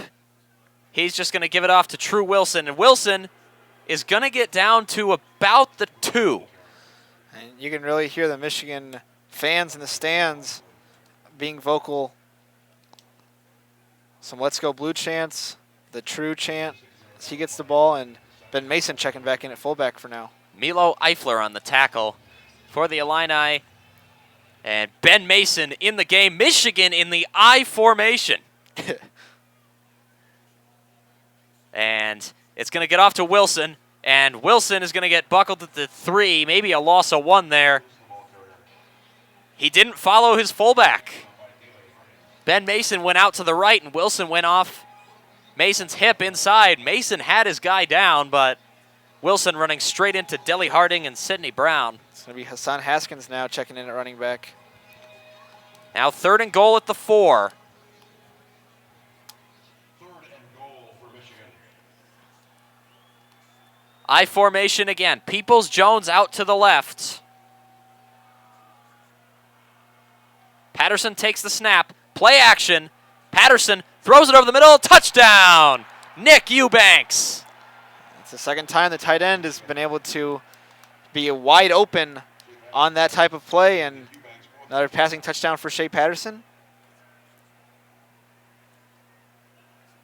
And Michigan, just like that, up 27-0 after a huge play on the connection between Patterson and Ronnie Bell, And chewing up 70 yards right there on one play.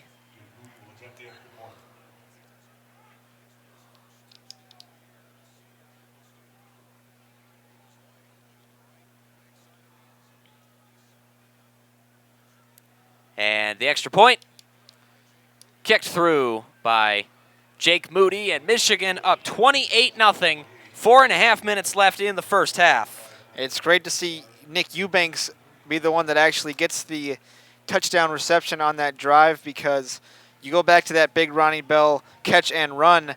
Ronnie Bell actually was able to kind of weave behind Eubanks. Eubanks got some great blocks downfield on defensive backs that really let Ronnie Bell open up that run and get all the way inside the 10. So Eubanks, I thought, did a great job getting downfield and blocking on that play, and he gets rewarded as a result a couple plays later. Illinois is telling a story of a time they came back to beat Michigan. I believe that's 1999. The quarterback for the Michigan Wolverines in that game, Tom Brady.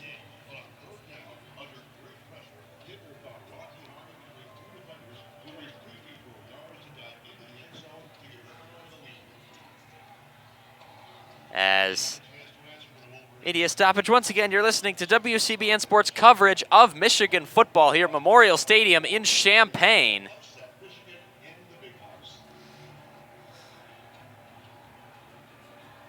Michigan, a 28-0 lead, 4.5 minutes to go in the first half. Shea Patterson has 2 passing touchdowns, 2 tight ends in this game. A long one to Luke Schoonmaker, another one to Nick Eubanks. And which song is on Alex Pelcheski's playlist, as the board says? For Whom the Bell Tolls by Metallica is one that I wholeheartedly approve of.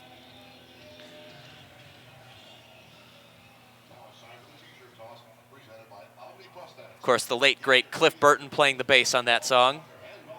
And looks like Illinois has their own flying T-shirts. This time, however, theirs is sponsored by Omni Prosthetics and Orthotics. As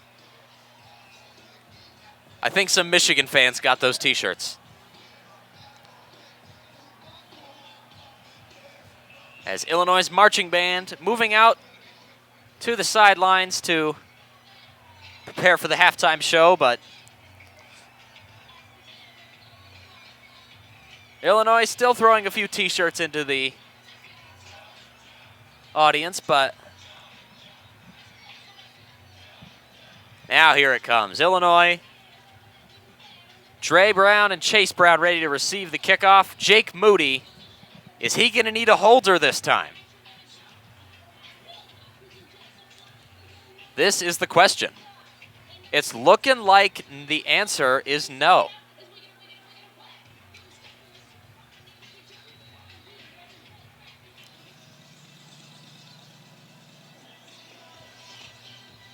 And the ball has fallen over. And Jake Moody's going to try and reset it. He might try it once before calling for a holder. Nope, he's going to call for it immediately. Hunter Reynolds, the short straw again. And there was no decision this time. Moody just turned over and pointed at him. I guess he did a good job last time. Probably learned a bit from Garrett Moores. And Moody's kick on its way. That's going to go over to the left. Is that going to be returned? Yes, it's going to be Chase Brown. He's going to run to the middle, and he's going to get stopped at the 26-yard line by a lot of tacklers, including but not limited to Daxton Hill, the freshman from Oklahoma, and Nolan Knight. And Isaiah Williams going to come out for his 3rd consecutive drive for the Illini.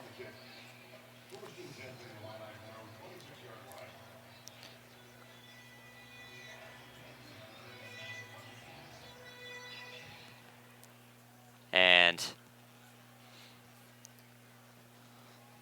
Williams in the shotgun, 3 wide, and it's going to be a quick give to Dre Brown. And he's going to get 1 yard before forced back. That was actually Reggie Corbin, rather. And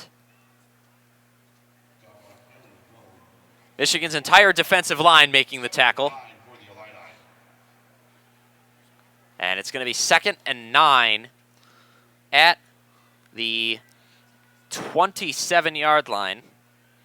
And Williams is going to be in the shotgun. Corbin to his right. And Williams, the play action with Corbin. And Williams one-on-one with Mike Dana. Williams able to get away from Dana, but he has to get out of bounds to avoid the hit from Josh Uche. And Illinois is going to get hit with a loss of, I believe, 3. Does it count as a sack if he does not get tackled? I think it's a team sack. Okay, Uche will not get credit, but it will be a sack. But either way, 3rd and 11. It was a loss of 2. Well, a play like that actually, they might give it to a guy like Uche because he forced him out of bounds technically. And Williams shotgun, Corbin to his right, and Williams is going to drop back. The pocket is collapsing. Williams able to escape though, and the pass knocked down by Jordan Glasgow. Another 3 and out for Illinois. Attended for Dominic Stampley. Glasgow continuing to be very active and almost coming up with another turnover. He forced that block punt earlier. That ball was never getting to Stampley. That was a low throw and going down. And Blake Hayes back to punt. Blake Hayes had an awful start to the game punting the ball, but his last 2 punts have been excellent, even if the most recent one went through the end zone. And Peoples, Jones, and Bell are back to return. They have yet to field a punt today. And Hayes gets it off, almost blocked, and that's a low bullet punt. Peoples, Jones is going to have an opportunity to run that one back. Peoples, Jones going to try and get outside. Metellus avoiding the blocking penalty. Peoples, Jones is just going to run out at the 25-yard line. It's one of those, if he's able to catch that on the first bounce or before that, that he can really look to run with it because he had a lot of space. But letting it bounce that extra time allowed a little bit more coverage to get down the field and only a few yards to be gained on that and return. Peoples Jones forced out by Alec McEachern. And Michigan's offense has an opportunity to go to work and go up 5 scores. As Patterson stands in there, Charbonnet on his left. Patterson taking a signal from Josh Gaddis and company, seeing the well-known shake the curtain play call. And Patterson is just going to give it to Charbonnet, and he's going to make it 1 yard before being taken down by the entire Illinois defensive line.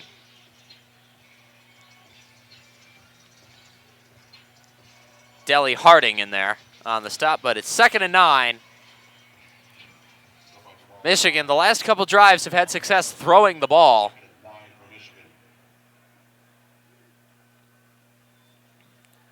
And another delayed play call by Josh Gaddis and company.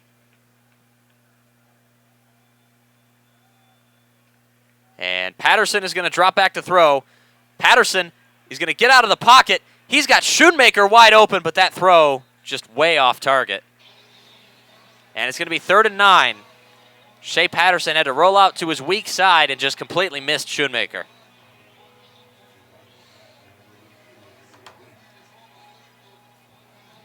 Now it's 3rd and 9. Michigan has yet to go 3 and out. They have yet to punt. Will Hart's job this game has been restricted to holding for kicks so far. But now, Illinois has an opportunity to get Michigan off the field. 3 receivers out to the right. Black, Peoples, Jones, and Bell. Tariq Black yet to have a reception. Patterson drops back, throws it over the middle, and throws it behind Donovan Peoples-Jones, who was open. But Michigan goes 3 and out for the first time.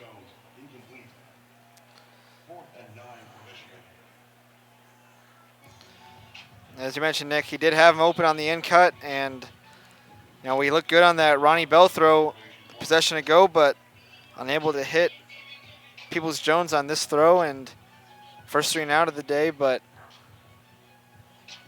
the chances are there. And Will Hart back to punt for the first time this game. And Hart takes the snap and gets it off, and that's a bit of a low punt, but no Illinois player is going to be able to field that. That's going to take a Michigan bounce. And did it cut off an Illinois player? Yes, it did. Michigan football. No. Did not touch. Illinois will get possession. Nick Walker almost making the big mistake.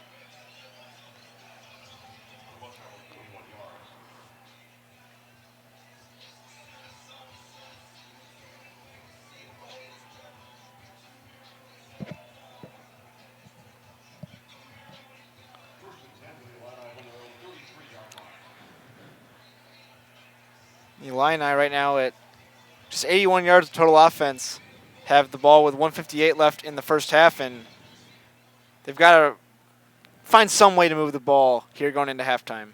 They need to have something to go to the drawing board with. And Matt Robinson back in at quarterback, and they're going to run play action, and Imatter Bebe wide open gets out to midfield. And Imatter Bebe, first catch in a long time, beating Brad Hawkins. I don't know how he got so open underneath, but that's a guy you cannot let alone. It was a pick route run against Ambry Thomas, and Illinois is going to sling it out quickly to Stampley, who's going to get 5 yards before forced out of bounds. And there Illinois goes now, comfortably across midfield right now. Got to come away with something going into halftime. As Matt Robinson stands in as Stampley cuts across, and they fake the flanker sweep, but after a couple missed tackles, is Illinois going to get that first down? Looks like they're going to be just short. That is Ricky Smalling. Oh, they gave it to him. And they gave it to him. And Michigan going to have to substitute quick as Michael Dwumfor checks into the game. Michigan's defense looking a little bit out of sorts, but able to get set. Illinois having to take a couple extra seconds, and it looks like Robinson is going to change the play. And the quick handoff is to Dre Brown, and Cameron McGrone and Josh Metellus able to get him for a gain of 1. I thought Dre Brown missed a very wide open cutback lane up the hashes. And a penalty flag is on the field. Probably about why that cutback lane would have been open, but he turned it down. As the officials talking it over a little bit.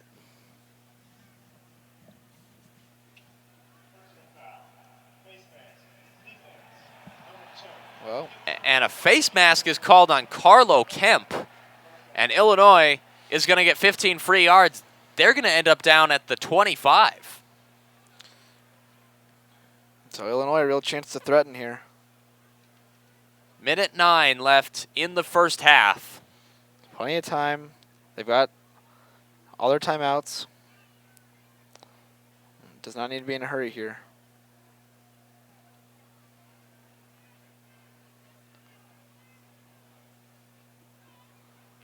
And Matt Robinson.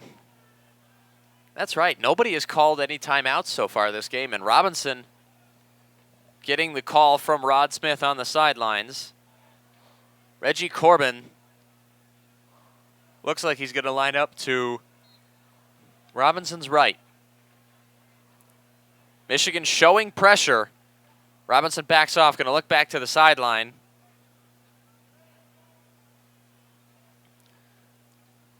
Robinson takes the snap. Michigan blitzes. Robinson's going to throw it all the way over. Ambry Thomas! Almost intercepted. Bats it down.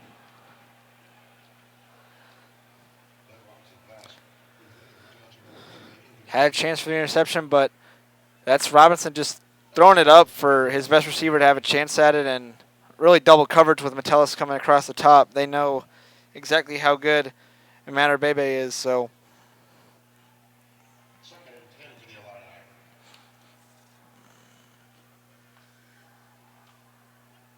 And minute 4 left in the first half.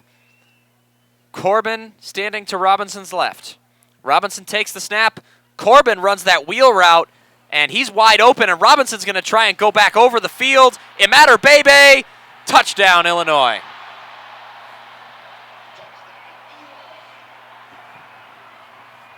And the fireworks sound here at Memorial Stadium as Josh Imatter Bebe gives Illinois fans their first cause to celebrate.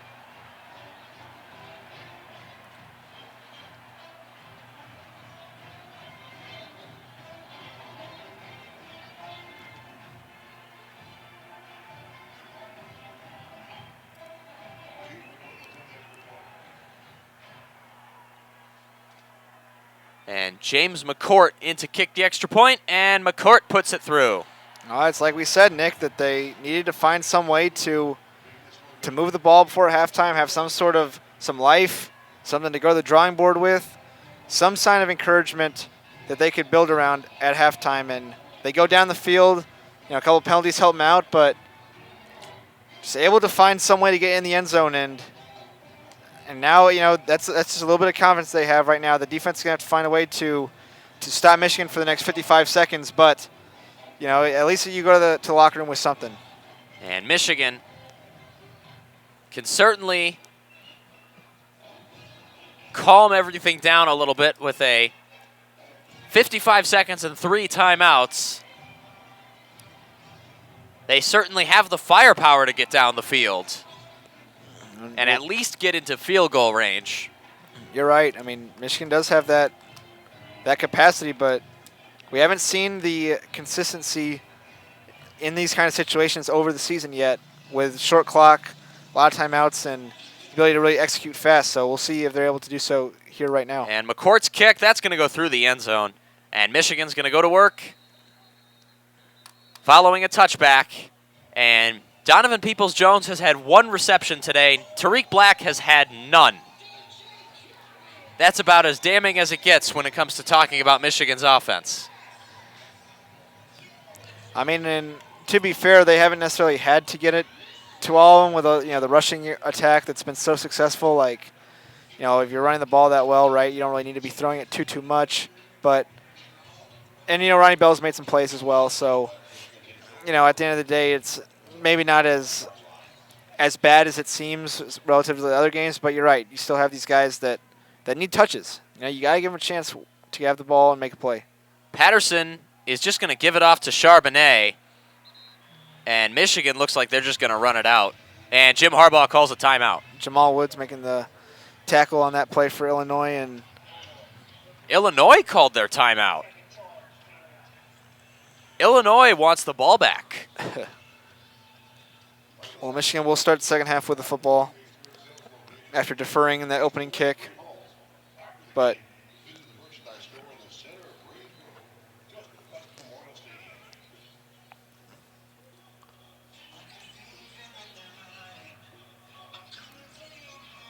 Illinois has done a nice job responding to all the early rushing success for Michigan and finding ways to really clog up that middle as of the last few drives. And I think that's why Michigan was just trying to run the ball, because they've had so much success. Like, why not? And Patterson in the shotgun. Patterson is just going to give it off again. Charbonnet's got a bit of a hole, and he's going to be just short of the line to gain. And looks like Lovie Smith is not going to call a timeout this time. And Michigan doesn't even look like they're going to make an effort to score.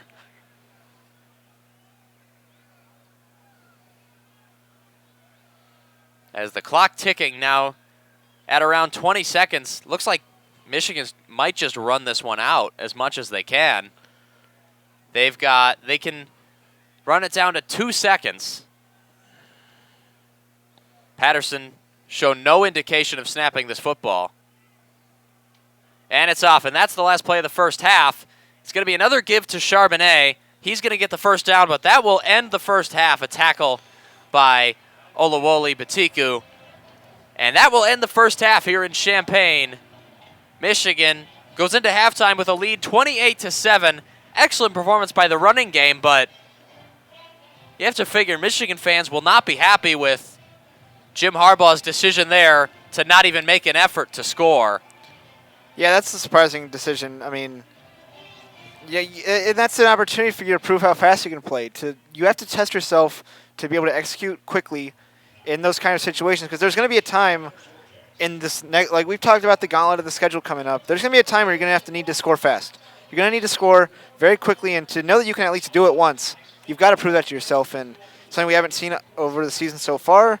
And this is an opportunity to practice that in that setting with a lot of timeouts left, and to just not even try yet. It's a puzzling move, but 28-7, Michigan did basically what we thought they would do and just completely dominate this game for the most part. That last possession where Illinois got going on offense was a little confusing as well, but it's a good running attack. A lot of encouragement there from the offensive line.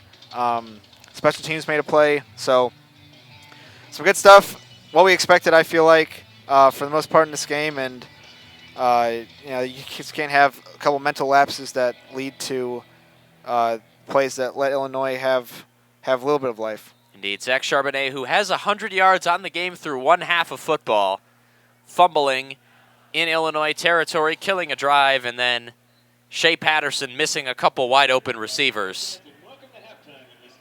Patterson, despite that, still fairly efficient, 7 for 12, 150 yards, 2 touchdowns. Ronnie Bell with 3 catches for 98 yards. But Donovan Peoples-Jones and Tariq Black, as we mentioned, combined for 1 reception. Quite simply, you can't do that. And there are 19 minutes left in halftime. We will take a short break in that time span. And once again, we'd like to thank you very much for listening to WCBN Sports coverage of Michigan football.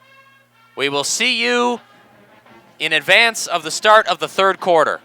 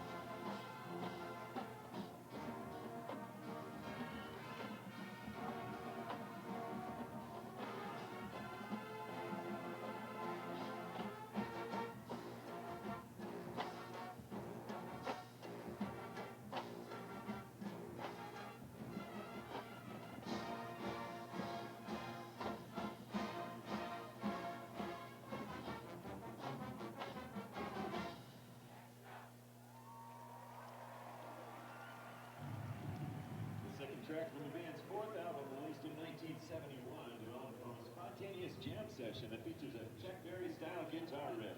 Here is Rock and Roll.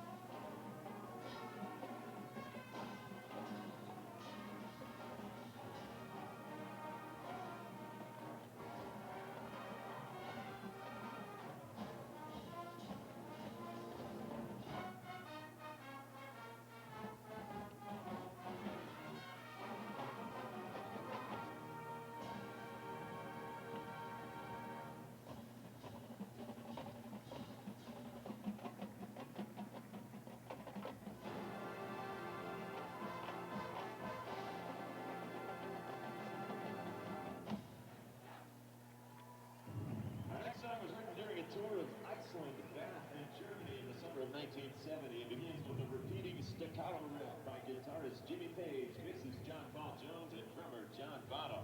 Here is the hard-driving immigrant song.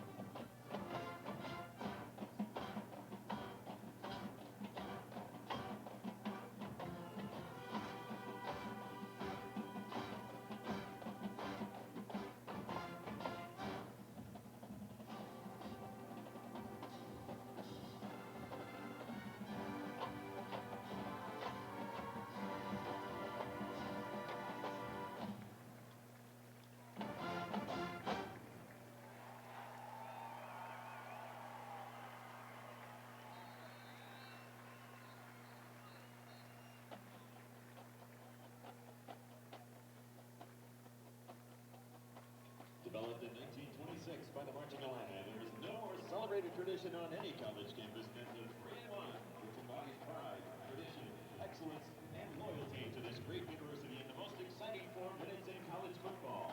A method of March of the Illini, Pride of the Illini, and Hail to the Orange. It has stirred the hearts of Illini fans for generations. Here is the incomparable 3-1.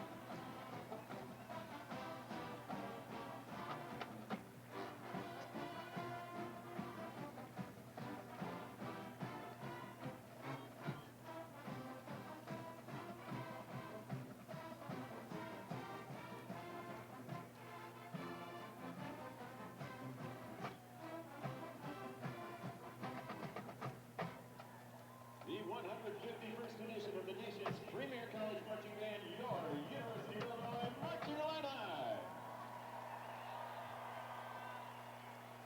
Now let's make some noise and cheer the Illini on to victory. Osceola.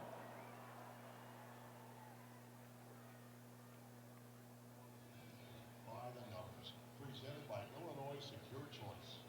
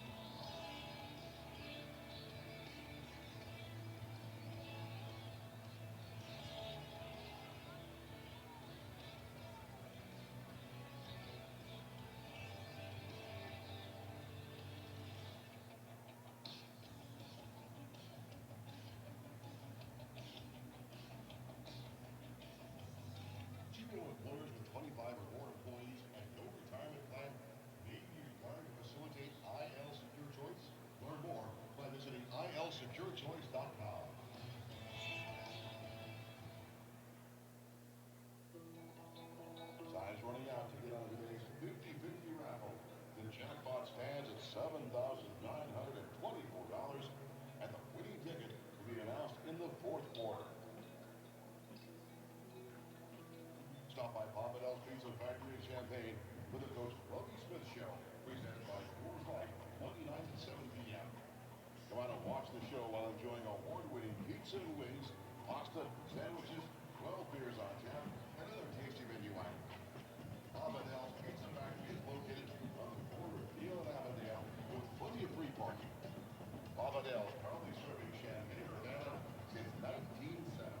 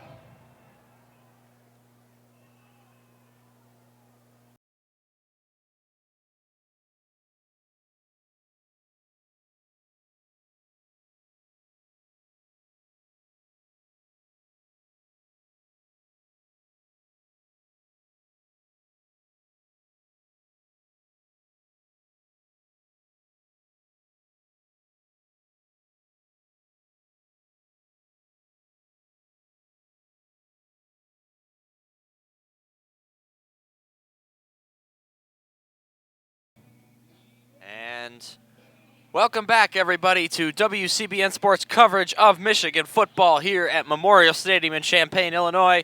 Once again, my name is Nick Hornberg. Alongside me, Lucas Vargas, for the second half here of Michigan versus Illinois. The Wolverines dominating proceedings in the first half, going into halftime with a 28-7 lead, but Michigan's offense at the end left a lot to be desired. Yeah, it's kind of what we've been talking about as far as, you know, using the guys they have at their disposal. I mean, obviously, for most of the game, they've just been running the ball so effectively that there's not really a reason to throw the ball if you don't need to. And, you know, I think that's very understandable. But with 55 seconds left, after you had just given up a touchdown, you would think, like, you might want to respond with at least a threat to score of your own. And they come out, they run the ball one play, get 1 yard, and then they just basically let the clock run down from there. And that was very confusing to me. you think about the schedule that's coming up and how tough that is going to be. You presume that they're going to need to score fast at some point over this stretch to finish the year now, and they haven't shown they can do it yet this season. They had the opportunity in front of them to do it with some pressure on them, and instead of trying to show that they can do it and take advantage of the opportunity, they really just decided to go to the locker room with a 28-7 lead. And I was confused by it, but at the end of the day, it is what it is, and we'll see what Michigan does here in the second half. But you do wonder how much they'll open it up passing game-wise here. Michigan deferred the coin toss after winning it in the first half. So Michigan will take the ball to start the second. Back deep to receive is Giles Jackson, as James McCourt stands ready to kick off for the Illini. And McCourt's kick on its way, and that one's going to go through the end zone. Giles Jackson isn't even going to have a chance. And Michigan's offense is going to go to work at the 25-yard line.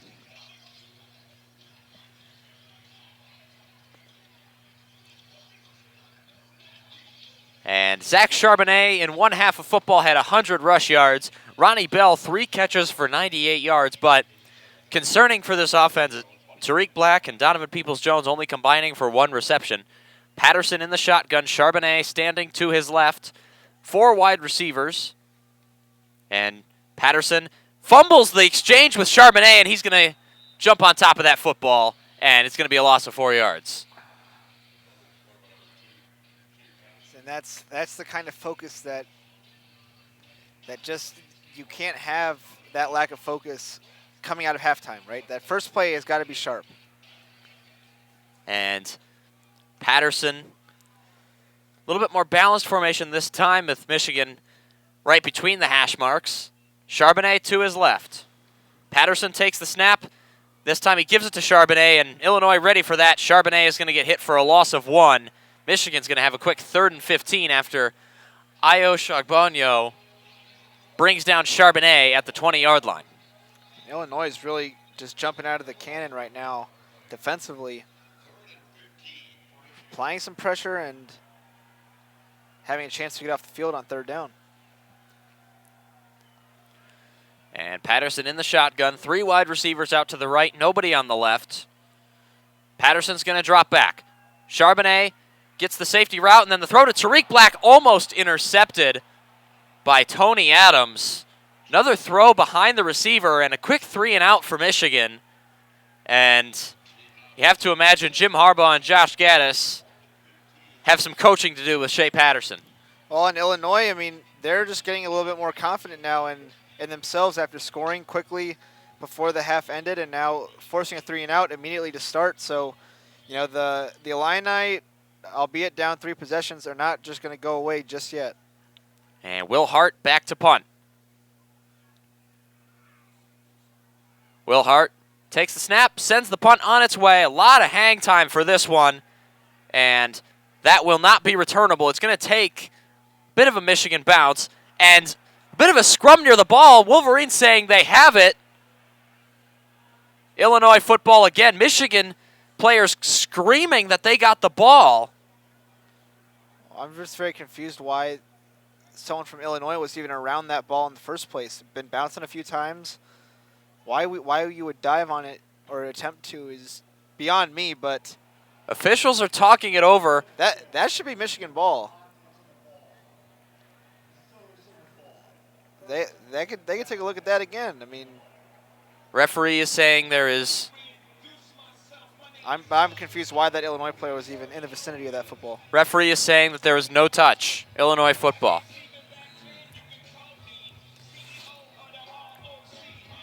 And Matt Robinson will start this second half at quarterback for the Illini. Reggie Corbin will be behind him in the pistol.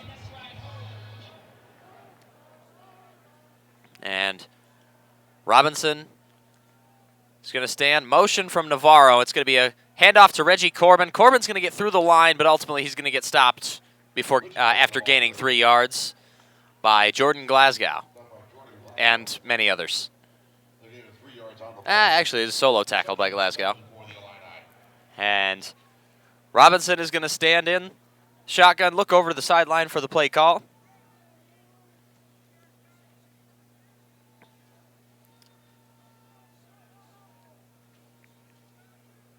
Robinson takes the snap. Bit of a fake read, so Reggie Corbin's just going to sling it out in the slot to Stampling. And Illinois, another tackle by Jordan Glasgow, as Illinois is going to have a 3rd and short. And all of a sudden, Michigan's defense might have to make a play here. Well, Illinois is finding some ways to at least put themselves in favorable positions now, and that was a good play, just getting the ball to someone with a lot of space in front of them on that quick screen. It's a good tackle by Glasgow as well, because if he breaks that tackle, that could be 6 for Illinois. Michigan showing pressure. Jordan Glasgow standing on the edge, may rush. And Illinois has Barker there just in case. And Robinson takes the snap. Robinson throws it over the middle, and another reception there for a Matter Bebe, and another first down for Illinois. Well, Vincent Gray on the tackle and the coverage. It's a heck of a throw by Robinson, threading the needle from a lot of defenders who seem to be in the way of that window. And a strong catch from Matter Bebe, and Illinois moving the chains.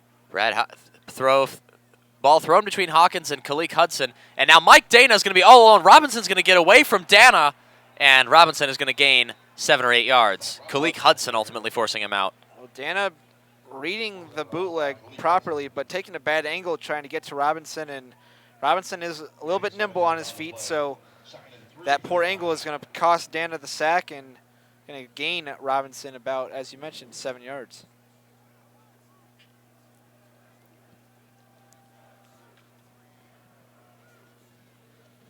Robinson in the pistol. Now Corbin moves out to his left. Robinson's going to try and throw it, but too far for Matter Bebe. And Vincent Gray on the coverage again. Now it'll be another 3rd and short. The 35-yard line. 3rd and 3 at the 35. I don't think this is quite in James McCourt's range. Dre Brown in the game for the Illini. Reggie Corbin taking a seat on the bench, and it looks like Illinois is going to line out with trips out to the right, Navarro, Barker, and Matter Bebe. Ricky Smalling on his own on the left side. Michigan showing one extra rusher, and here it comes. Robinson is going to have space. Robinson is going to run. He's going to get the first down comfortably. Gets down to the 26-yard line. Vincent Gray forcing him out. Oh, and Michigan sold out on the pressure, but left one gap unaccounted for. Good blitz pickup as well by Dre Brown, and Robinson able to find a hole, moving the chains once again. And the quick give to Dre Brown. Dre Brown is going to burst through for 4 yards before getting stopped by Aiden Hutchinson. So, I mean, the last 2 offensive drives for Illinois have now been very, very successful. And they're starting to find a little bit of a rhythm. Came on the tackle for Michigan. 2nd and 6 for the Illini.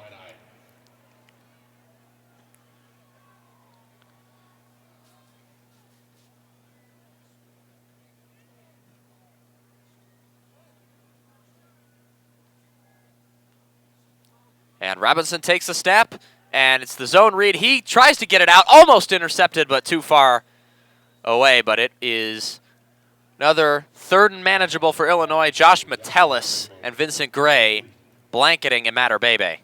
I'm surprised Robinson didn't just run with that. Michigan ran a cross inside between the defensive linemen, and Robinson actually rolled out to his right. I thought that the defensive line would have been a little bit slow to get to him. He maybe could have picked something up with his legs, ultimately choosing to throw out of bounds, though. And 3rd and 6. Definitely in field goal range. Reggie Corbin back in the game. Correction, that is Javon Bonner. And Bonner standing to his left, and Dax Hill motioning for a flag, and it looks like timeout called by Illinois. Yeah, those 5 yards are valuable right here because, as you mentioned, right there at the edge of field goal range, can't afford to go backwards on this play no matter what. They got to hold their ground and at least give themselves a chance for 3 points. And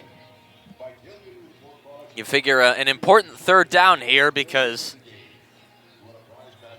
this is within McCourt's range as a kicker, but it's not exactly a chip shot field goal. If Illinois gets this first down, the 3 points are almost assured, barring a turnover.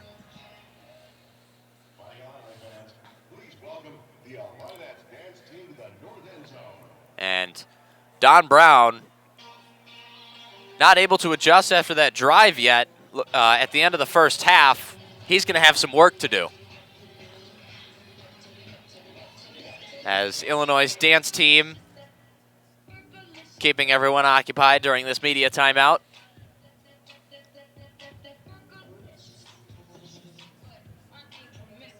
As update from around the Big Ten, Indiana still beating Rutgers by a lot to not very many. Johnny Langen, the starting quarterback for Rutgers after Art Sitkowski made the decision to redshirt, 5 for 10, 1 passing yard.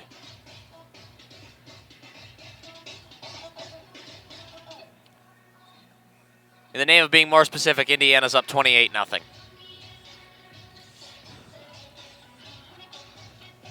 Quick update from the Red River game is Texas just moved inside the 10-yard line on a Roshan Johnson run. Big run up the middle, and Texas trailing that game 10-3 right now, but first and goal.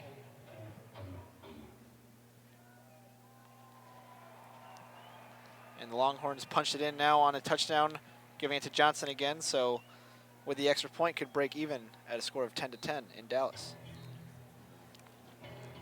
And it seems like with each passing week, these media timeouts get longer and longer. More frequent and more frequent. Yeah, that too.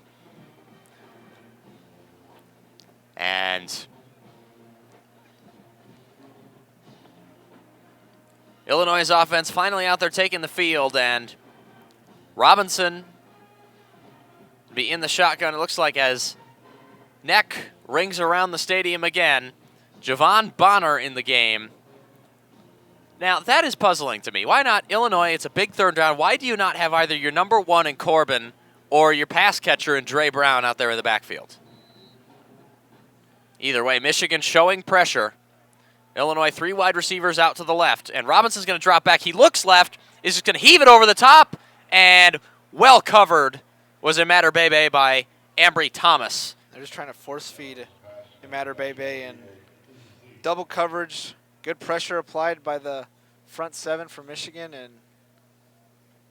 and a good hold potentially. Yeah, we're looking at a potential holding call on Doug Kramer. No, it's called on Richie Pettibone against Aiden Hutchinson, and Michigan is going to accept that penalty. Try and drive him back out of field goal range.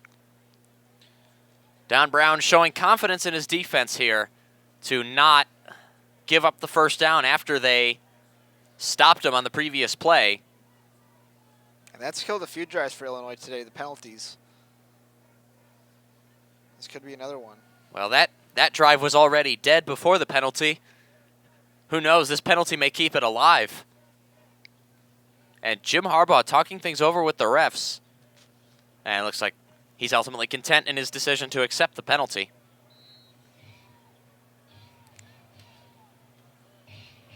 As Carlo Kemp is going to report into the game, Dax Hill is going to take a seat on the bench. Most likely means Michigan is going to show pressure again. Uche, Illinois playing really fast. Uche rushing on that outside. Robinson's going to heave it downfield. Too far to the left, it goes out of bounds. And Jim Harbaugh's decision to accept the penalty vindicated. The pass intended for Donnie Navarro, Brad Hawkins on the coverage. And it ultimately proved to be a shrewd decision by Jim Harbaugh. They pushed Illinois back 10 yards, all things considered, and James McCourt is going to be kicking a 50-yard field goal. James McCourt comes on to attempt a 50-yard field goal. Well, let's see what kind of leg he has and accuracy. He's going to have to draw it across. It's on the right hash mark, and McCourt's kick is up, and it is good. Illinois gets into double digits. The score is Michigan 28, Illinois 10. 10 minutes, 14 seconds left in the third quarter. Great kick there by James McCourt, drawing just inside the right post. Yeah, great kick, as you mentioned. I mean, I think that penalty would have almost knocked most kickers out of range, but able to put it through the uprights, and Illinois now back-to-back scoring drives from their offense, cutting this to an 18-point game. And if Michigan doesn't sharpen up their offensive game, then Illinois will continue to hang around. And McCourt has a leg, particularly on these kickoffs. He's taken two kickoffs so far today, and has put both of them through the back of the end zone. Giles Jackson back deep again. McCourt kicking with the win now.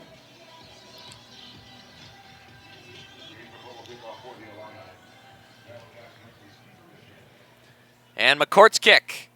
That's another one that's going to go through the end zone. That's going to go to Jackson. Now Jackson is going to let that go. And Michigan goes to work again after a touchback. How about another score worth updating, that South Carolina and Georgia, with 2 minutes and 54 seconds left in the third quarter, South Carolina is ahead 17-10 in Athens, Georgia. So Go Cox. the Gamecocks have found a way to hang around there, and they have the ball 1st and 10 at their own 17. Paul Feinbaum has said some bad things about Will Muschamp. Therefore, I want Will Muschamp in South Carolina to do well. Jake Fromm has thrown 1 pick 6 in this game, ultimately being the difference maker right now. And Patterson, True Wilson on his right. Patterson takes the snap and drops back to pass. Patterson throws it out to the corner. It's going to be caught by Tariq Black, his first reception of the game, and Black is going to get out for a first down. Jartavius Martin on the coverage and then the tackle, and it looks like they're going to say he did not quite get the first down. 2nd and 1. Yeah, just short, but nice job coming back to the football on that comeback route. And Michigan has an emoji on one of the play cards. And Patterson's going to take the snap. Probably predictably, a give to True Wilson. And True Wilson, no nonsense, is going to get 3 yards and get the first down. And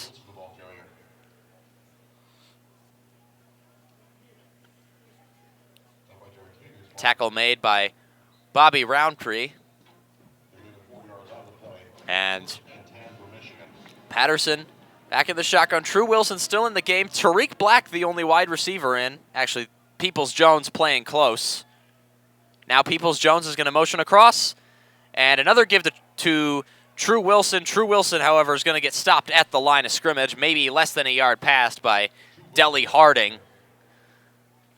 Michigan continues to run these motions of guys into the backfield, but I can't really think of any times when they've gone to these fakes. And until they do, I don't think the defenses are going to really respect them as threats. 2nd and 9. Patterson looks over as a Nike shoe is on one of the play call cards for some reason. I have no idea what that means. Patterson takes the snap, and he's going to drop back to throw. Patterson throws a long fade out to Peoples-Jones, and Peoples-Jones can't take it down. He had it in his hands, but took a hit from Nate Hobbs, and Peoples-Jones looks down, and he's hurt. Patterson throwing off his back foot again and underthrowing Peoples-Jones, who's probably going to run by whoever was trying to catch up to him. Instead, he's got to come back to the football, and as a result, takes a hit. Patterson's got to step into that pocket and deliver that ball down to the numbers.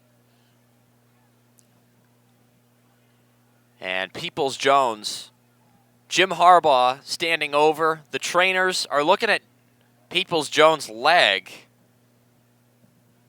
Tariq Black also standing over by the junior receiver.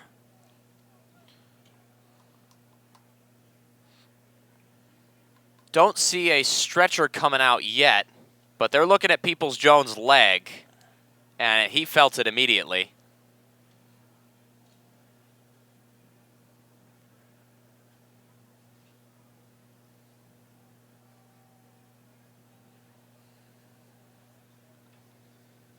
As Memorial Stadium, very quiet. And it looks like they're going to get Donovan Peoples-Jones up to a round of applause from the fans. And Peoples-Jones not showing signs of a limp. It looked a little bit more severe than just getting the wind knocked out, but it almost looks like that's just what happened. Football trivia contest. All correct answers will be entered for the chance to win a Jeep utility vehicle at the conclusion of the season. And Red River update. We said at the top, the referees before the game called unsportsmanlike conduct fouls on everyone, but we finally have one ejection. It actually was not due to an unsportsmanlike conduct foul. It was due to targeting. Texas. Losing their starting defensive tackle, Malcolm Roach. But after that ugly moment, that looks like it wasn't all that ugly because Peoples-Jones went right back into the huddle.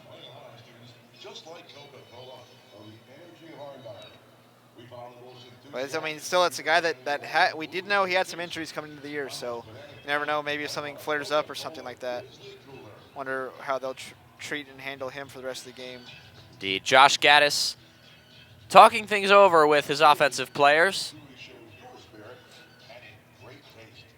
as game is slowed down a little bit. 8.5 minutes left in the third quarter. Michigan up 28-10.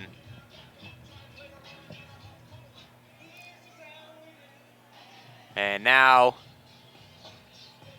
play about to resume. Michigan's offense back out on the field. No personnel changes. Stand corrected. Is that lined up there in the slot? I see the 9. I'm not sure if that's Peoples-Jones or Sandra Steele. That looks like Sandra Steele. Yeah, that's what I thought. Patterson in the shotgun. True Wilson off to his right. Ronnie Bell on the right slot. Black and Sandra Steele on the left side. Now Bell is going to move out to the left. Patterson takes the snap. The rush coming. Patterson throws it over to Bell. And Ronnie Bell, that's a pass interference call as Nate Hobbs bats it away, but Ronnie Bell interfered with. Pass intended for Ronnie Bell, incomplete. There's a play on the play.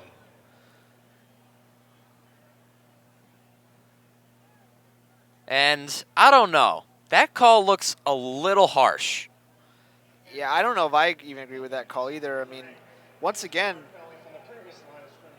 it was really good blitz pickup by the Michigan offensive line, but Patterson, to me, it still looks like he's floating the ball way too much. I mean, Ronnie Bell, really breaking outwards, and if he can deliver that on a string, then Bell probably is able to just catch that and then turn upfield.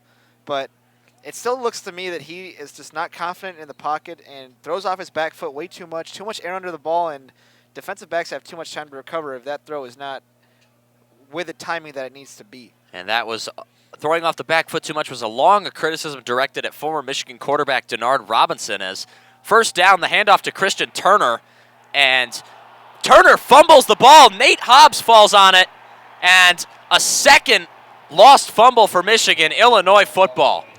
And once again, I mean, Illinois just continues to build their confidence. I mean, they are just making plays now, and this second half has really been dominated by the Illini, and an appropriate graphic on the scoreboard of Kevin from The Office just fumbling the pot of chili, and Christian Turner, the fumbles have been a problem for him, and coughs the ball up once again. I mean, they could call him down, though. I think they missed him down. He was not down At the initial play, but Jamal Woods punching the ball out. But Illinois is going to... I think that Christian Turner was actually down before he jumped up and started running again. But I mean, nonetheless, you got to hold on to the ball, and Illinois is really playing with a lot of confidence right now, no matter what way this ruling goes. And Michigan's offense starting to sputter. Once again, just looks completely lost at sea.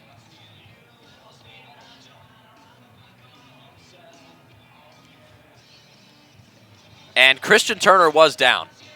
Looks like he has the knee down.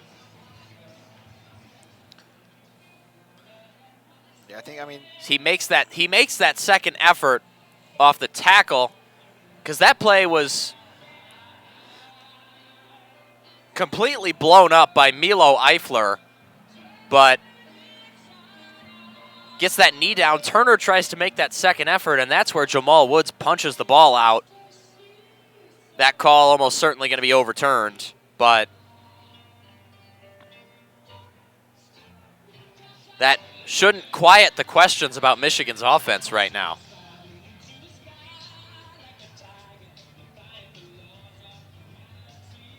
And Jim Harbaugh having a conversation with one of the referees.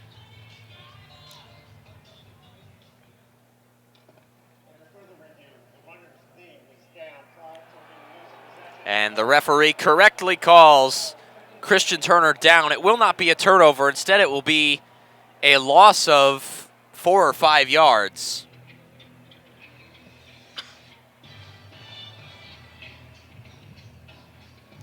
Six yards, rather. And Michigan, for the second play in a row, just getting extremely lucky.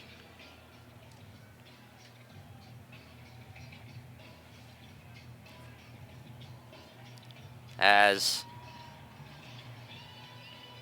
True Wilson standing to Patterson's left. Michigan leaving the right side completely wide open. Peoples, Jones, and Black on the left side. Shoemaker in at tight end. And Patterson, play action rollout, and Nick Eubanks drops the ball. And Eubanks took a big hit at the end, and he's hurt. And another penalty flag on the field. Sidney Brown with the hit on Eubanks. That was really nice play design with Eubanks as the nub tight end, but drops the ball and then just gets a shot delivered to him. And it's another guy that has had some injuries in his past. And his knee looked like it took a hit. And Cesar Ruiz called for being an ineligible receiver downfield. That penalty is going to be declined. Michigan stands 3rd and 14. But that's Nick Eubanks' second drop of the game. But unfortunately, he's down, and Jim Harbaugh once again standing over his tight end as Shea Patterson standing in there too with the trainers.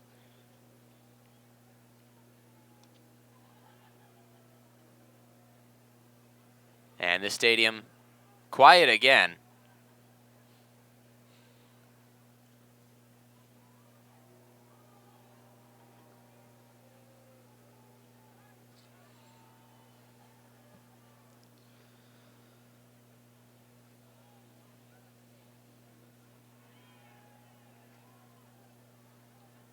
And a crowd of trainers kneeling around Eubanks as the rest of Michigan's offensive players talking things over.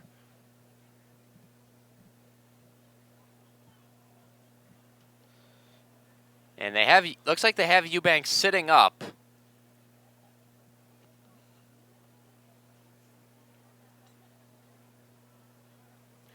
Hopefully it was a similar case to Peoples-Jones and they just knocked the wind out of him. But Eubanks is up and standing. Not much of a limp either. It could be a similar case, but again, Michigan's offense just looks completely dysfunctional. Now the run is not working the way it did in the first half.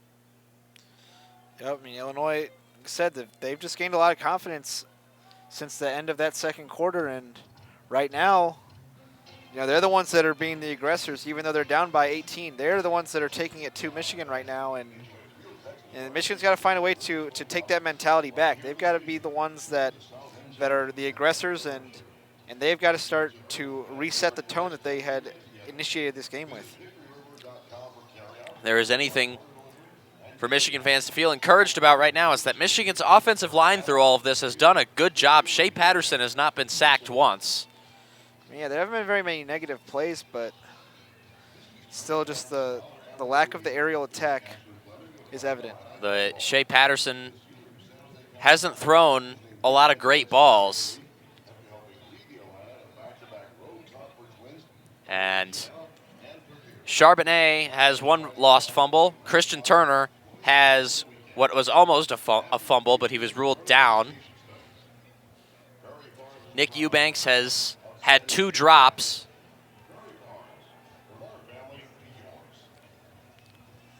Now, 3rd down and 14 at midfield. Patterson has Zach Charbonnet to his left. Michigan, the right side overloaded with Schoonmaker, Peoples-Jones, and Sainristil. Correction, that's Bell and Peoples-Jones. And Tariq Black out on his own on the right side. Now, Zach Charbonnet is going to move to Patterson's right.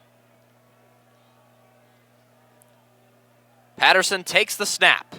He's going to drop back. Illinois picks up the rush. Patterson escapes the pocket, but the throw off target to Charbonnet, and Michigan is going to have to punt again. Fourth and 14 for Michigan.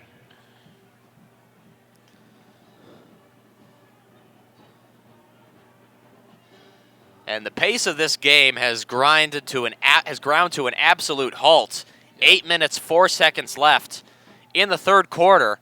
Michigan still up 28-10, but Will Hart has to punt again. Michigan's offense has completely misfired since the start of the third quarter. And Hart's punt is away. And that is going to go sailing into the end zone for a touchback. The punt traveled 51 yards with no return. And at the very least, Don Brown's defense getting some rest as Michigan took up some time on that drive. I mean, Illinois, though, certainly found a rhythm for themselves, and now they come back on offense, and they've had 2 successful drives in a row that have resulted in points, so let's see how they come out again. Matt Robinson in at quarterback, and he's going to fake the give and going to throw a slant out to Donnie Navarro, and Illinois is going to pick up a quick 9 yards. Josh Metellus on the coverage. Big hit that Navarro took, but a strong catch and a good read by Robinson as well. As you mentioned, 9 yards. And Illinois plays quick. The give off to Dre Brown. Dre Brown's going to spin ahead for a first down before being taken down by Jordan Glasgow and Brad Hawkins. And if Illinois can continue to move the chains, and that's all they need. They don't need a big run like that on 2nd and 1. They're just looking to reset the downs. And Illinois hurrying up to the line again. Robinson in the pistol. The give off to Dre Brown. Dre Brown is going to fire through for a 4-yard gain. Carlo Kemp on the tackle and with Jordan Glasgow. Now it's 2nd and 6. Illinois going to hustle to the line again. 2nd and 6 for the Illini.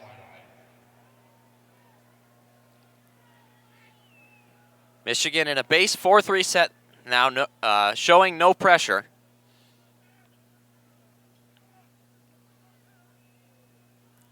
Javon Bonner to Robinson's right, and Bonner takes the handoff. Bonner gets some space, and he's going to get out to midfield. Brad Hawkins on the tackle.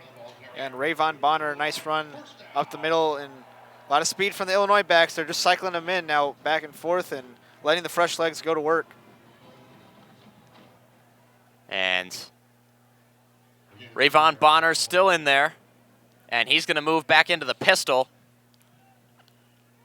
And the give to Bonner. Bonner's going to try and bounce it outside, but he's going to get taken down by Cam McGrone after a gain of 2. And great effort by Cameron McGrone. He was fighting off of a blocker there, but able to stay flat on the line of scrimmage and string the play out. Good tackle as well. And Reggie Corbin checking into the game at running back for Illinois. Seem to be alternating every other play as Illinois has Navarro, Stampley, and Amater-Bebe wide. Barker behind the line of scrimmage. Michigan shows run, and Cameron McGrone overruns Robinson and tries to sling it out to Corbin, but he can't control the ball before taking a hit from Ambry Thomas. And Michigan is forced 3rd down. Nice job by Ambry Thomas to trigger up on that play. Corbin was the safety valve, but probably worked himself a little bit too far away from where that throw needed to be. 3rd and 9 for the Illini. And Illinois has trips out to the left. Amater-Bebe on his own on the right.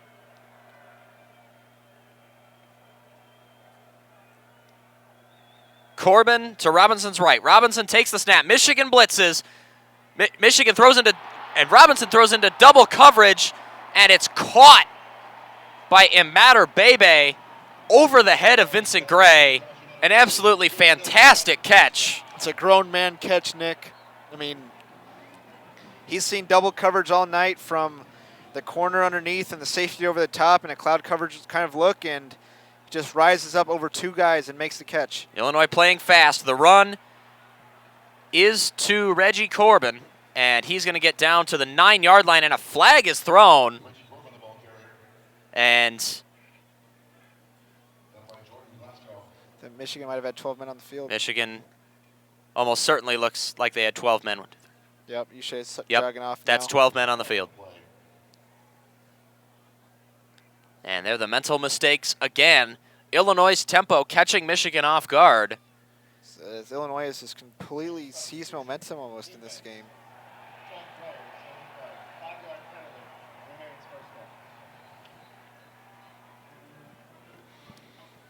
Moments like this, extremely frustrating for fans who expected Michigan to do this to opponents when they overhauled the offense this season, but Michigan's offense has looked completely lost all season outside of the game against Rutgers.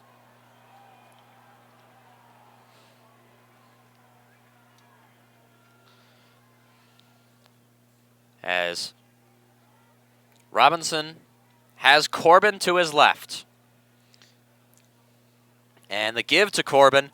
Corbin is going to try and get through the line, but tripped up and then ultimately brought down by Mike Dana. And it's going to be 2nd and 3.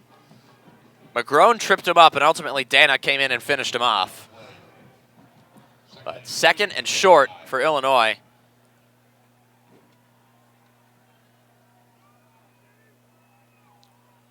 Expect another handoff here. Robinson is going to turn back to Rod Smith.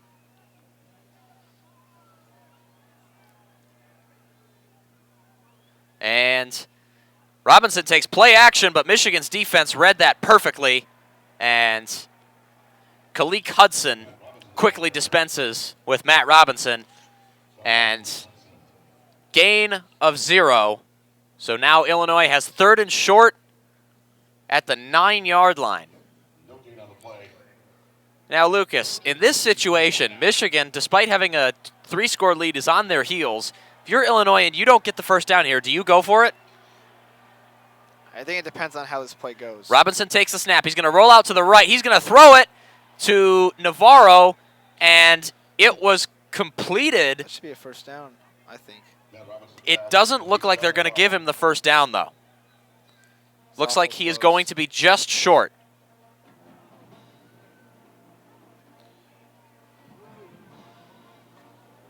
Just short. Dax Hill on the stop. Yeah, you got to go for it. And Illinois is going to go for it. 4th and less than 1. If you're Illinois, you cannot waste your chance to... And Memorial Stadium on their feet. Illinois moves quickly, and Jim Harbaugh sprinting down the sideline to call a timeout. Well, and honestly, something interesting going on here at the bottom, or at the Illinois sideline, is Matter Bebe. It's almost like he's arguing with the coaching staff on whether he was supposed to be in or not. I think he just wants them to throw it up to him one-on-one, but he was not in that huddle initially, and if they had not called that timeout, he would have been called for illegal motion on that play, actually. Went right over and started talking with Lovie Smith about it following the timeout, but see what Illinois comes out with now. I mean, Illinois, you gotta cash in on the chance you're down here at the 7-yard line right now, 4th and 1. You've got to find a way to at least convert this and then have a chance to score a touchdown right now. You have all the momentum. I mean, if you score a touchdown on this drive, then you're right back in this game. It's only an 18-point game, so and plenty of time left. 3 minutes left in the 3rd quarter. 28-10, Michigan leads Illinois 4th and 1 at the 7-yard line. And Illinois' offense back out on the field. Illinois is going to be in the pistol. 8 down linemen, and the give is to Bonner, and Bonner is going to get the first down. I mean, I would not be surprised to see them go one-on-one to Matter Bebe one way or another. They also have Casey Washington in freshman from Round Rock, Texas, Pflugerville High School. He's a guy that is very big, athletic receiver from the Central Texas area. He could also go up and get a play one-on-one. So they got 2 one-on-one receiving threats if they want to take a chance here. Probably got 4 downs to score a touchdown, conceivably. And Robinson gives it off to Bonner. Bonner stumbles a little bit, but he's able to get ahead for about 1 yard. Taken down by Carlo Kemp and Kalik Hudson. So I still want to see Illinois take a shot either to Mater Bebe or Washington. They've got both guys spread out at the top of the numbers on each side of the field, so they've got options. But I think running across the formation, it gives them more room to work with the Mater Bebe one-on-one to the field side. Casey Washington on the left, guarded by Ambry Thomas, and Mater Bebe on the right, guarded by Vincent Gray. Robinson is just going to give it off to Reggie Corbin, who is going to get down to the 3 before being stopped by the entire front 7. We'll call it Carlo Kemp's tackle.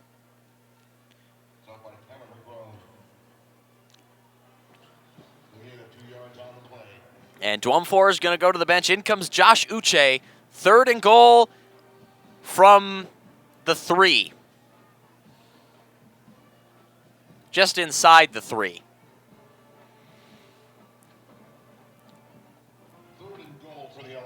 And Barker in behind the line. Bonner to Robinson's right. Michigan showing pressure. Robinson's going to sling it out, and I think Lovie Smith got a timeout before the play. He did. Lovie Smith called a timeout. Probably a good thing. Robinson looked like a dead man on his shoes as Josh Uche was right in his face.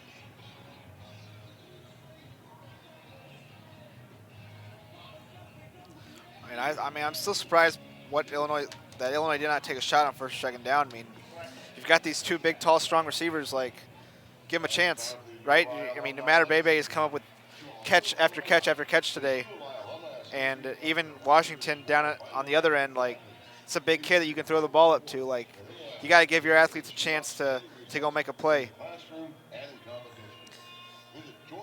And a stoppage of play here following the Lovie Smith timeout, as it's like, I mean, it's the equivalent of when Michigan fans get mad at Nico Collins not getting a one-on-one look in the end zone, right? Same deal here, where you've got a guy that's clearly locked in right now, and you've got to use him to the best of your ability.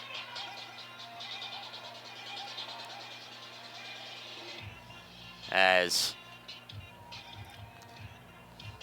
Illinois now with 4 wide, and Mater Bebe, Washington, Navarro, and Barker.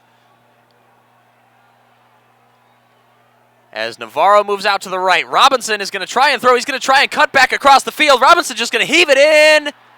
That's going to be an incomplete pass. Ambry Thomas did not get a hand to it, but there is a penalty flag out there.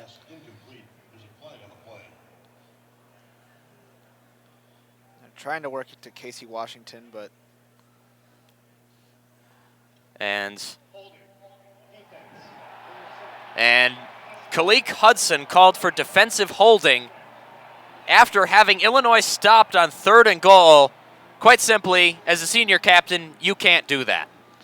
Yeah, now it's a fresh set of downs for Illinois as well, and I mean, surely you think they'd take their shot. Now, I cannot believe that they're just running around with these bootlegs and all that stuff. I mean, you got a guy one-on-one at the top Illinois of the screen playing quickly. Rayvon Bonner.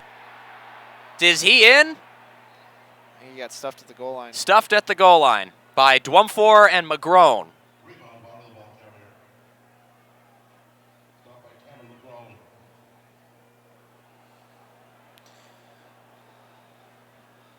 And Illinois fans not happy with that one, but Illinois has 3 more attempts. 2nd and goal.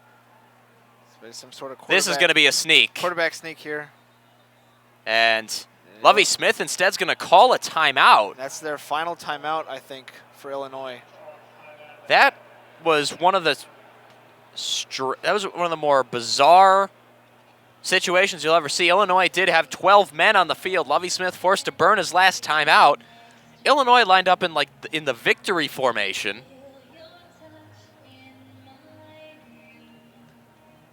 Illinois' offense desperately does not want to score. Michigan's defense desperately wants them to score.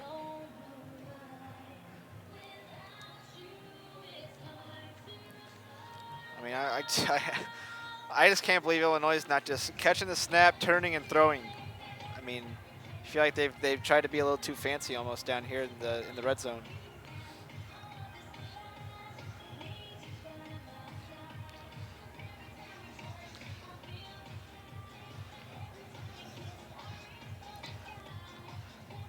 After nobody burned a timeout until the last minute of the first half, 47 seconds left in the third quarter, and Lovie Smith has burned all of Illinois' timeouts.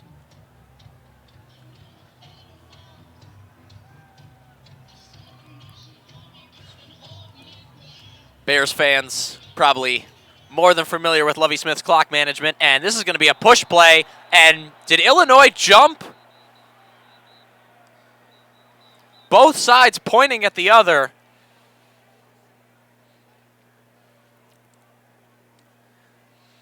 The refs trying to sort out what happened, but all they know is somebody broke the rules.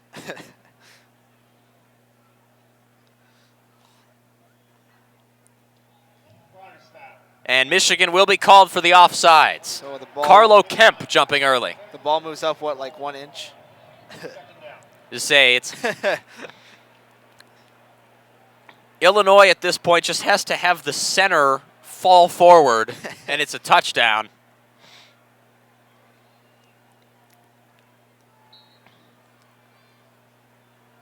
Robinson is absolutely going to sneak it, and is he in? Nobody knows. I don't think he got in. Illinois fans not happy right now. Touchdown, Illinois.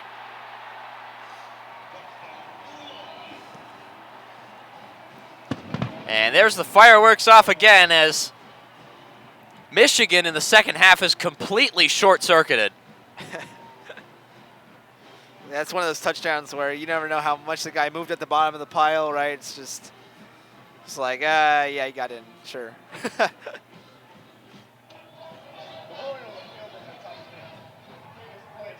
And it is being reviewed for and Illinois is right now lining up some like reason. They're going to go for 2. Should they score, they came out as if they were going to go for 2. That would, in theory, cut it to a 10-point game should they convert.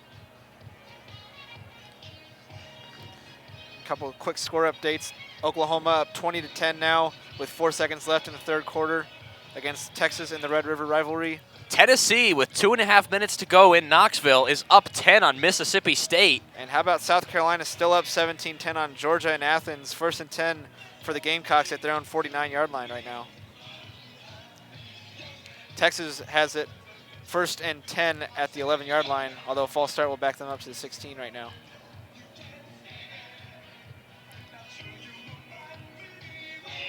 There's about 7 minutes and 11 seconds left in that Georgia game. South Carolina now 3rd and 5 at the Georgia 46.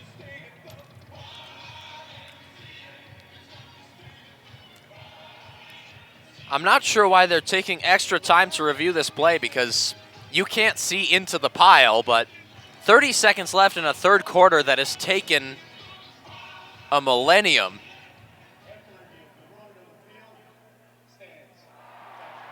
After a second of suspense, the call does stand, which is really all they can do.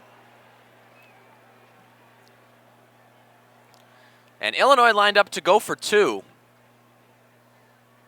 But now James McCourt out there. Lovie Smith thought better of it. Realized he couldn't call a timeout if he had the wrong play. So instead, McCourt's just going to kick.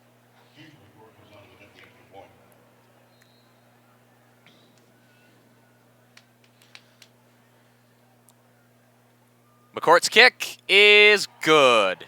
And Illinois, 17 unanswered points. after Illinois going down 28-0 late in the first half, have scored, as you said, 17 straight and have cut the lead from 28 to 11. And Michigan just looks completely lost.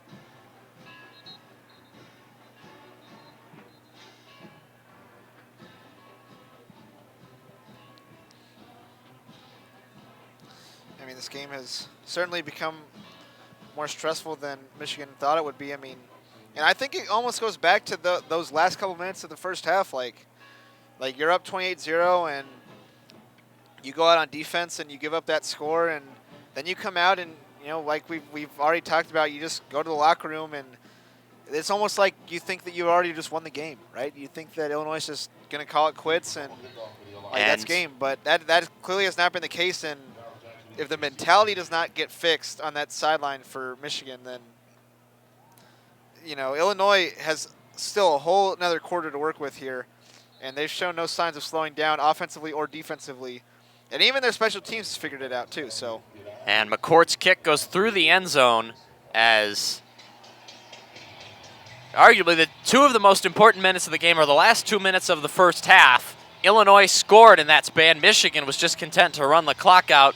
And you, as Mac Brown said once, you let a team who's trailing go into halftime having scored last. It's almost like going into halftime like they have a lead. And True Wilson lined up to Shea Patterson's right. Black, Peoples-Jones, and Bell out wide. And the first down, the give is just going to be to True Wilson. Wilson is going to bounce outside before cutting in and is going to gain 5 yards before getting tackled by Tymir Oliver.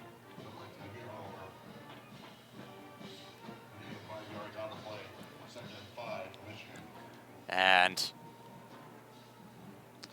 that play should end the third quarter. It will end the third quarter as Michigan is just going to let it run out. And we will head to the fourth quarter here at Memorial Stadium. Illinois has taken a massive foothold in this game. Score is Michigan 28, Illinois 17, as Illinois has been roaring back and Michigan has been completely lost.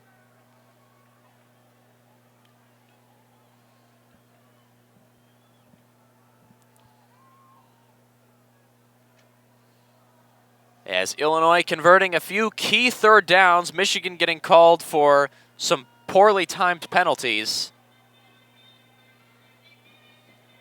As South Carolina still beating Georgia. Georgia now backed up after a punt at their own 4-yard line. Second down and 10 now after an incomplete pass as well. So 6:19 to go in that game in Athens. Remind you, 17-10 in favor of the Gamecocks, and Texas scores to end the third quarter. So it's 20-17 in favor of the Sooners. They'll get the kickoff here in a minute when the fourth quarter begins. Eastern Michigan up on Ball State 7-0. Go Eagles. As Georgia is not the only ranked team on upset alert. 23rd ranked Memphis, also one of the few undefeateds left in college football, trailing 30-21 with 13 minutes left in the game in Temple in Philadelphia. New employer of a favorite SID of ours.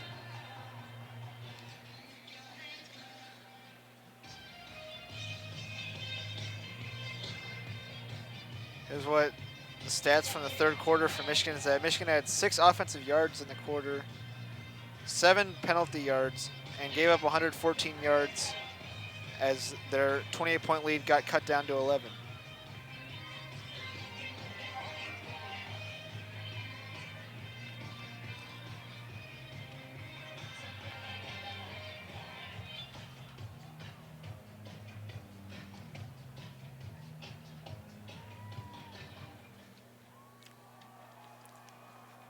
As journey plays out over Memorial Stadium as we look ready to begin the fourth quarter. Once again, you are listening to WCBN Sports coverage of Michigan football at Memorial Stadium in Champaign.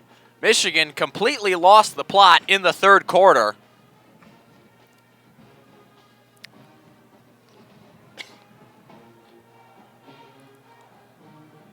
As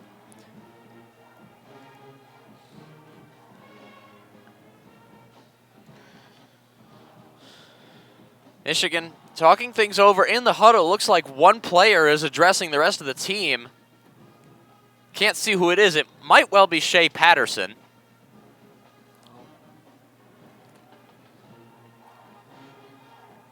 It's got to be someone that's ready to take leadership. And Patterson in the shotgun. True Wilson to his left. Donovan Peoples-Jones by himself on the right side. Tariq Black and Ronnie Bell to Patterson's left, the short side. Michigan near the left hash. Michigan going with the wind this time. So if they ever actually stop Illinois in this quarter, Blake Hayes will punt into the wind, which he was not very good at in the first quarter. Patterson seeing something in the secondary.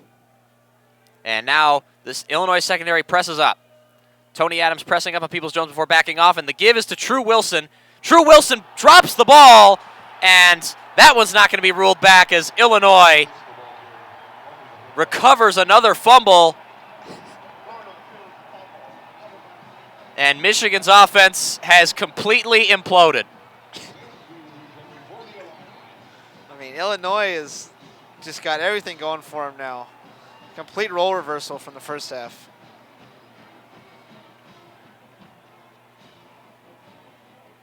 And now Michigan's defense, after being on the field for 10 minutes of the third quarter, now has to go out there and face a short field against an Illinois team that is riding about as high as they have all season. Corbin to Robinson's right. Reggie Corbin will take the handoff, and Illinois runs a double reverse, and that's going to be Stampley, who's only going to get about 3 yards, though. Well, it was good discipline. Forced out of bounds by Josh Metellus. Good discipline by the Michigan defense. Hutchinson staying home, and that was a great time for Illinois to try something like that off of a turnover when they've had all the momentum going in their favor to try to get something like that. But good job holding strong by the Wolverines. And Illinois' personnel unchanged. 3 out to the left. Imatter Bebe by himself on the right. Corbin to Robinson's right. And Robinson pulls the fake, throws it up for Casey Washington. And Illinois gets a first down at the 10-yard line. Vincent Gray beat once again. Washington, I mean, that's a really nice young player from the Central Texas area, like I mentioned earlier, that he's got a lot of athleticism, really nice frame for a receiver. He's going to be a good player. And Michigan's defense not yet set, but almost certainly a hold on Illinois there. I believe that was Vidarian Lowe, which would be his third holding penalty on Aiden Hutchinson.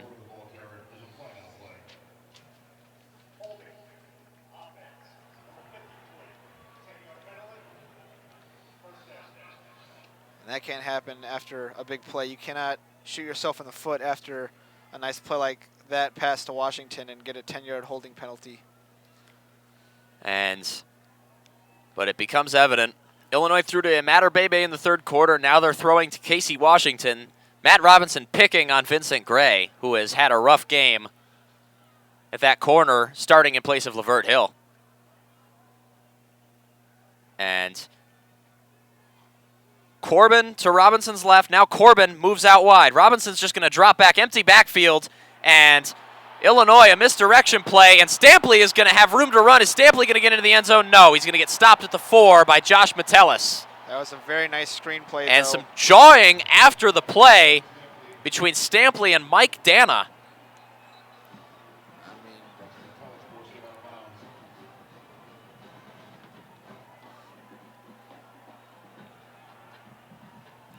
And Illinois playing quickly.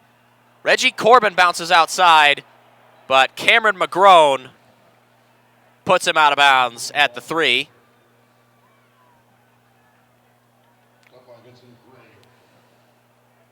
That was actually not a first down. The pass play to Stampley. Because of the 10-yard penalty, yeah.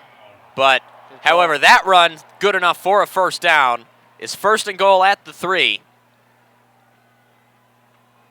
Rayvon Bonner back in the game.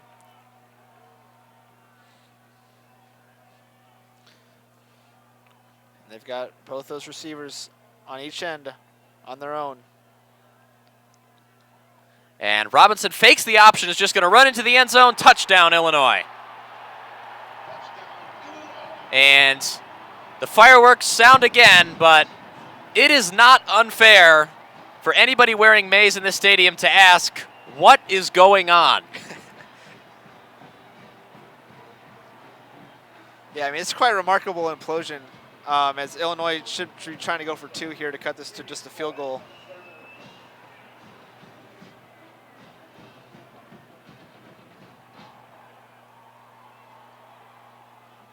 And I mean, how about Illinois though? Like, just what, like, incredible I don't know exactly what word to use, but I mean, I'll say perseverance just to take all the hits they took early on. I mean, Michigan was just pancaking them into the ground in the first quarter. The rush yards, we talked about it, was over 170 just early on, and they were just imposing their will on Illinois, and those guys somehow kept fighting and didn't quit on themselves. There's not a lot of fans here. There's not a lot of reason why they should be particularly excited after 3 losses in a row, and the starting quarterback is injured, and Illinois has somehow found a way to continue to fight in this ball game. And I mean, Michigan, if they don't respond, then Illinois, is gonna come win this game. And after a replay review, Matt Robinson was actually short of the line to gain. 2nd down and 1. And it will be 2nd and goal at the 1. But it's still Cameron McGrone able to pull that ball back. But it still remains Michigan looks like they've completely forgotten how to play football.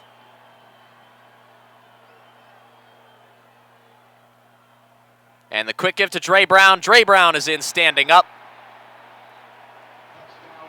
And they couldn't reload the fireworks in time, so looks like that isn't going to happen. But Illinois' offense not even thinking about coming off the field, as they're going to go for 2 and try and make this a 3-point game. And this is where, after Michigan's offense did their defense no favors last week against Iowa, their defense stood tall the entire game, but now Michigan's offense starting to do the same thing in this game, and this time Michigan's defense is finally starting to crack.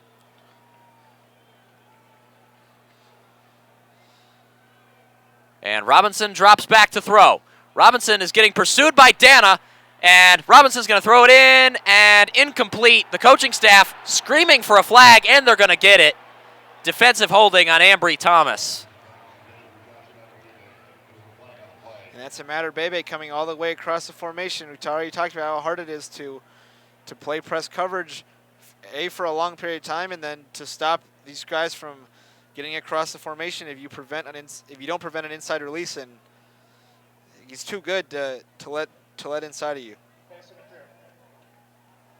And the referee started his call, but they decided to change the call.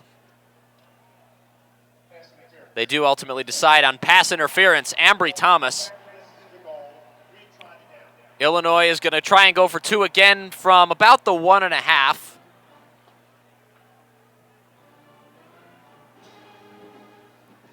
And don't be surprised if Illinois just tries to pound it in again. As Mike Dana got to Matt Robinson, Robinson was able to get the ball out in time. It's still because they called pass interference and not holding. Dre Brown in the backfield.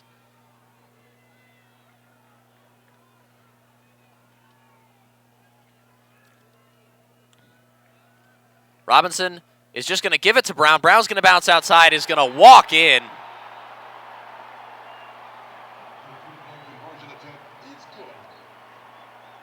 And you got guys walking off the field now for Michigan. I mean, and Michigan has completely collapsed, giving up 25 straight points. Still barely holding on for dear life to a 3-point lead. Michigan's defense finally starting to tire out, and Michigan's offense has been an absolute disaster for the last about 2 hours of real time.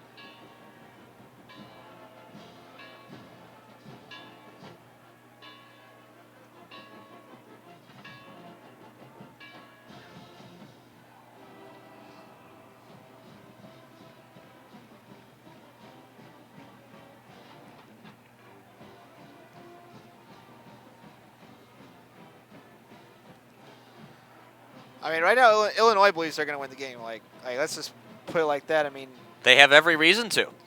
This is.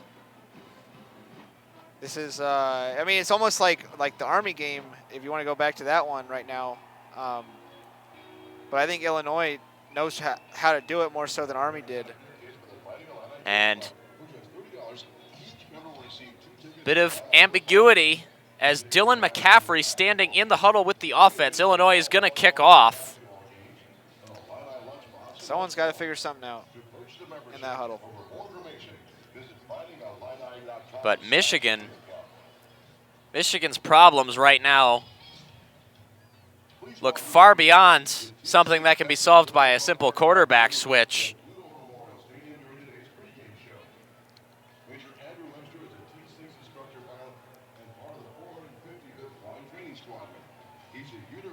.12:50 left in the fourth quarter. The score is Michigan 28, Illinois 25. We got a game until the end, man. I mean, it's Illinois made that difference up, really, that 28-0 difference up in basically the span of about a quarter and 5 minutes. So, and altogether, you could say that a lot of this is going to go to Harbaugh for not trying to go for it at the end of the second quarter, but with the way Michigan's offense has played in the second half, there isn't really a whole lot of reason to have a lot of confidence that they would have made it.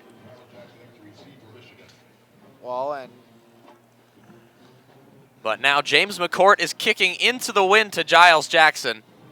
See how far that big leg can launch the ball as the Illinois marching band plays neck again. Have to imagine fans a little bit more receptive now.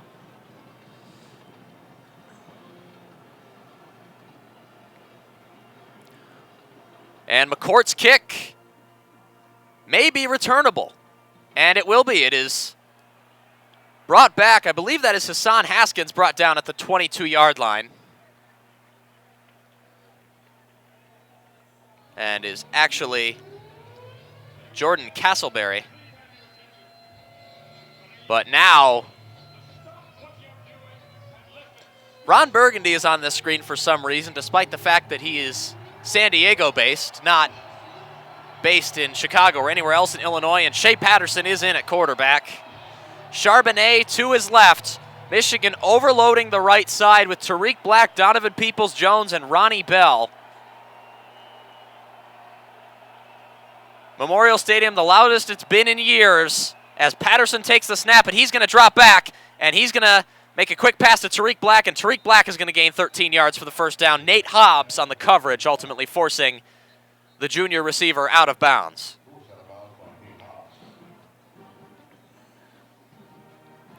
Michigan's proven to be effective in the past, at least in short spurts, attacking the corners. Well, I mean, it's not really a surprise why when they are able to get the ball out. And Patterson takes the snap, give to Charbonnet. Charbonnet pushes ahead for about 2 yards. Milo Eifler on the tackle.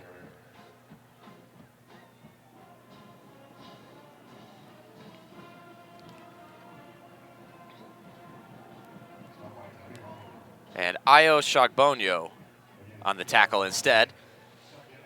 2nd and 7 after a 3-yard gain by Charbonnet.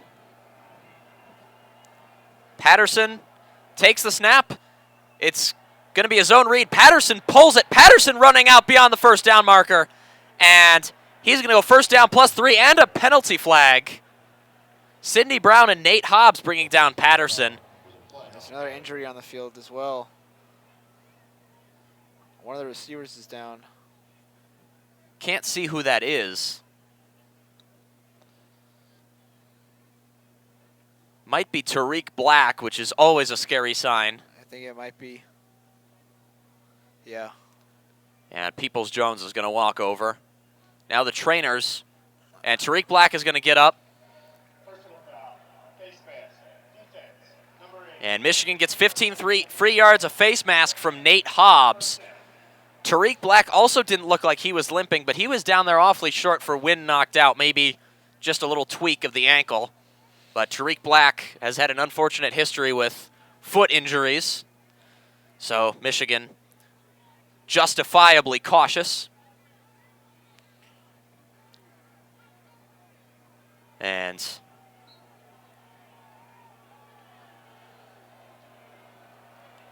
Patterson in the shotgun. Michigan overloading the left. And Patterson runs play action. Patterson standing in there, and wide open is Donovan Peoples-Jones, but Patterson's throw a little bit behind him. Fortunately, the junior able to make the catch. Stanley Green on the tackle. That's another throw that is just not on the string or on the time that it needs to be, and almost intercepted. Stanley Green almost jumping that route. It's a guy that was so open at first, but the throw almost makes him covered. And Patterson takes the snap, drops back. Patterson has Peoples-Jones one-on-one. No, he dropped it.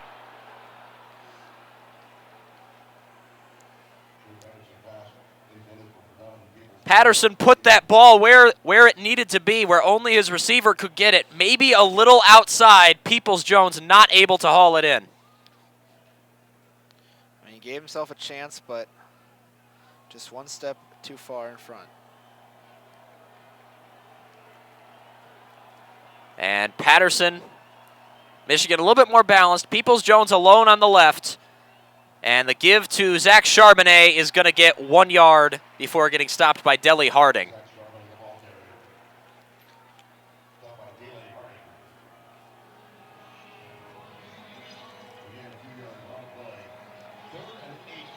And now, this is a key play in this game. 3rd and 8. Charbonnet to Patterson's left. Tariq Black back in the game, out to the right with Ronnie Bell in the right slot. Peoples-Jones on his own on the left.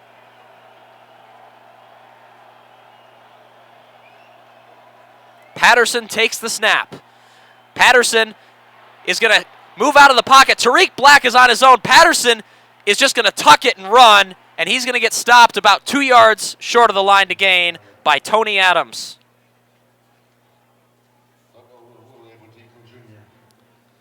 And Oluwal Betiku.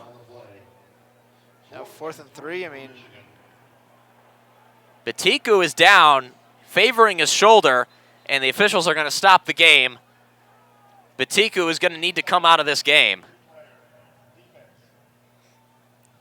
But now it is 4th and about 2.5, and Michigan's offense before that stoppage of play wasn't leaving the field.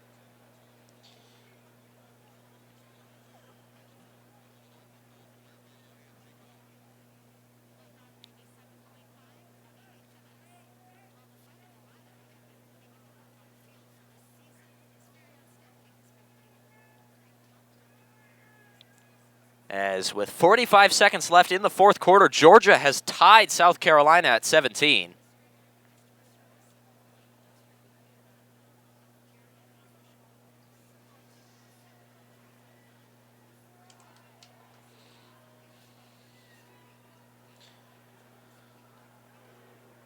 With a little under 10 minutes, 9 minutes, 59 seconds to go in the 4th quarter, as that was Jamal Milan, rather. We were mistaken. I thought it was Betiku, but it's Milan who is going to be walked off. 7-5-3-4 with a 50-50 raffle. Today's jackpot was $8,396. Look for the 50-50 raffle at all Illinois football and men's basketball games this year, and help support Fighting Illini student athletes. As, again, 4th and 2.5. Michigan's offense doesn't look like they're leaving the field. No sign of a kicker.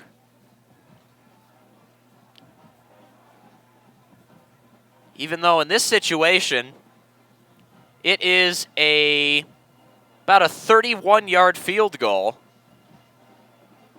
But Quinn Nordine has already missed once in this game. And even a field goal, Illinois could still retake the lead with a touchdown.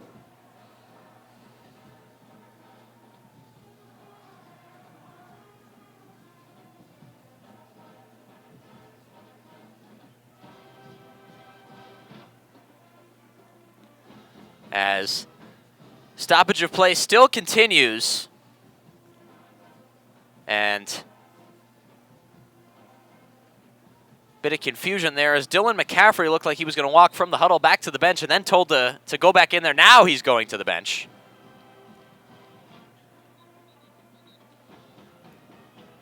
And The offense still out there.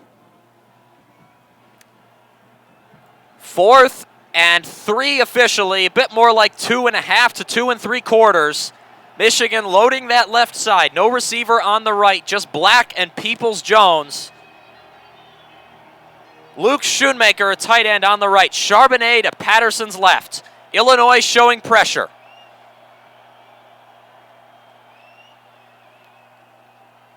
And Shea Patterson looks over to the sideline. 30 seconds, a bit much for a hard count, so most likely Michigan will run this play. Patterson takes the snap. Illinois blitzes. Patterson's going to run it, and he's got it. Shea Patterson pulls the ball and runs for a first down before being brought down by Deli Harding. And Patterson has had a rough game since the middle of the second quarter, but that was a play he needed to make. Now, 1st and goal at the 9. Black and Peoples-Jones to the left. Patterson gives off to Charbonnet. Charbonnet gets down to the 5. And this is a possession where a field goal will you probably begrudgingly take a field goal if you're Michigan? I mean, that was your chance to take a field goal, would have been the 4th down. So if you're going for it now, you got to be all in on scoring this ball in the end zone. And you got to put this ball in the pay dirt. Patterson has Charbonnet to his left, along with Schoonmaker. Actually, that's Eubanks. Patterson takes the snap. Patterson will drop back, throws it to the corner. Touchdown! Donovan Peoples-Jones in the corner. And Michigan makes it a 2-score lead again.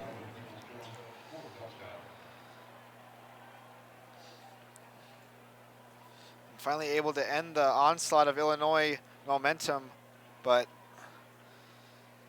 it was a painful road to get there for the Michigan offense.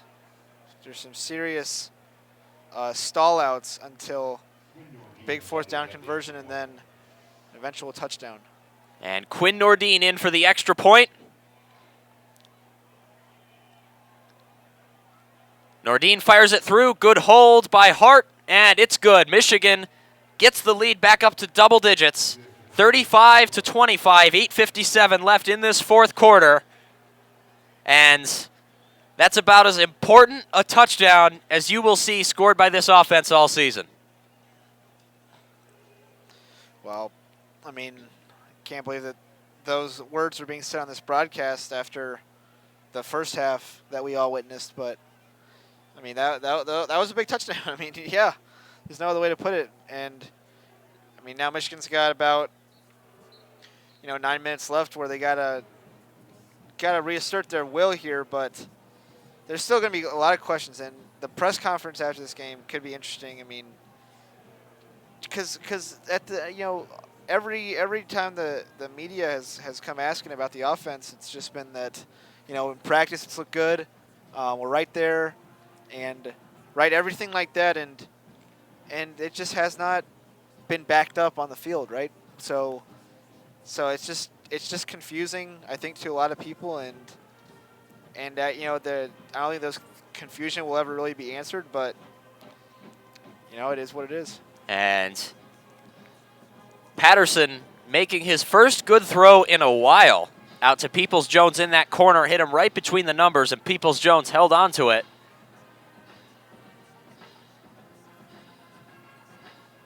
And Georgia, all of a sudden, might be in a position to win this game. Georgia has it with 3 seconds left at the South Carolina 43, so tied up 17-17. So I'm not sure if that field goal is within Blankenship's range, but if SEC football has taught me anything, is that it's that last-second field goals from long distances usually make for good times.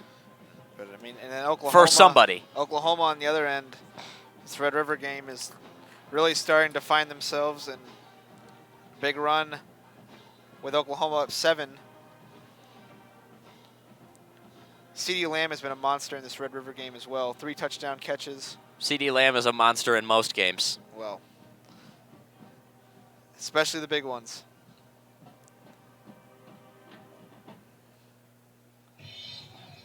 as Michigan's kickoff team out on the field as the media timeouts just keep getting longer and more frequent throughout this game. Through 3 1/3 quarters, this game has taken about 3.5 hours. It's about on pace for the Big 12 game. Yeah, the pace of play has slowed to a crawl in this second half. Big 12 games take forever because they throw the ball so much, the clock always stops, and they score so much. And 8:57 left in the fourth quarter. I don't know what the over-under bet was for points scored, but anybody who bet the over has probably won at this point. Yeah, I'd assume it wasn't 60 points in this game. And Moody's kick is through the end zone, and Illinois is going to go to work at the 25.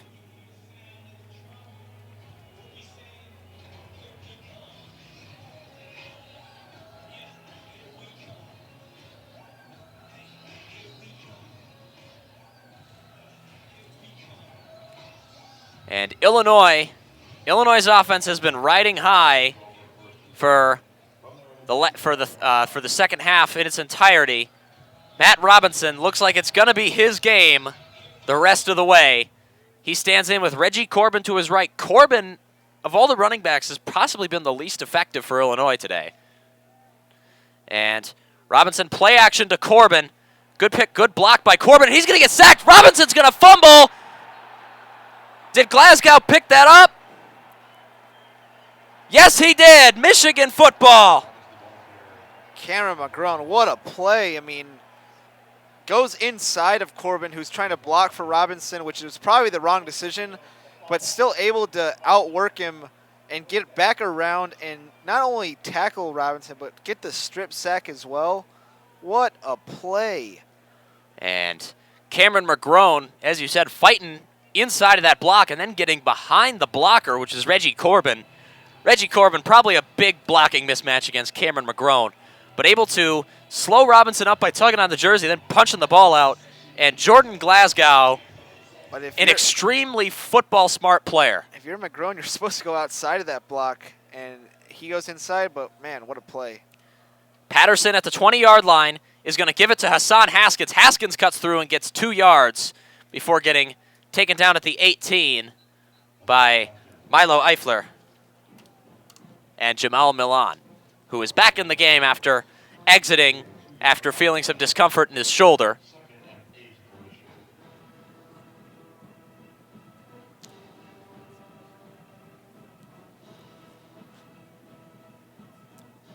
And Patterson with Haskins on his right. Haven't seen Hassan Haskins in quite a while.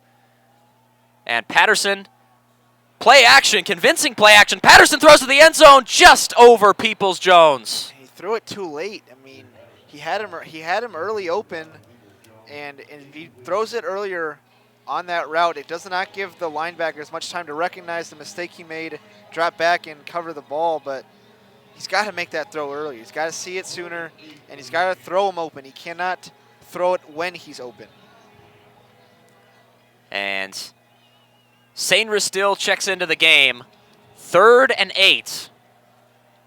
Similar situation that Michigan needed 2 downs to get past on the previous drive. Patterson gives it off to Haskins. Haskins has a hole, but he's going to get stopped 1 yard short by Deli Harding. 2 yards short. And it's 4th and 2. Michigan's offense is not leaving the field. I mean, if you can't get 2 yards here, then Michigan's going to try and play quickly, or they're just going for hard count. 15 seconds left on the play clock. Eubanks and St. Restil are going to switch spots. I think you've got to reward your defense for the effort they put up to get that ball back.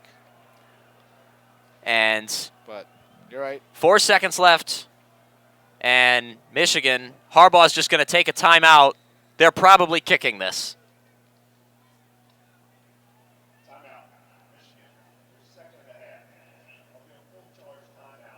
And once again, Another media timeout because, of course. But once again, Michigan struggling to play well off of a turnover after a fantastic defensive play. And we're headed to overtime in Athens with the score tied at 17. Quinn Nordine out on the field warming up, which leads you to believe that Michigan is going to kick this field goal, take a 13-point lead into the last half of the fourth quarter.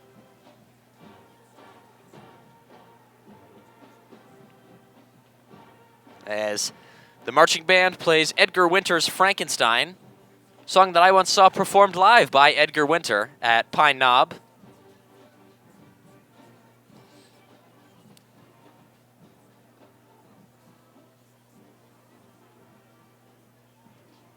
And Illinois' defense out on the field.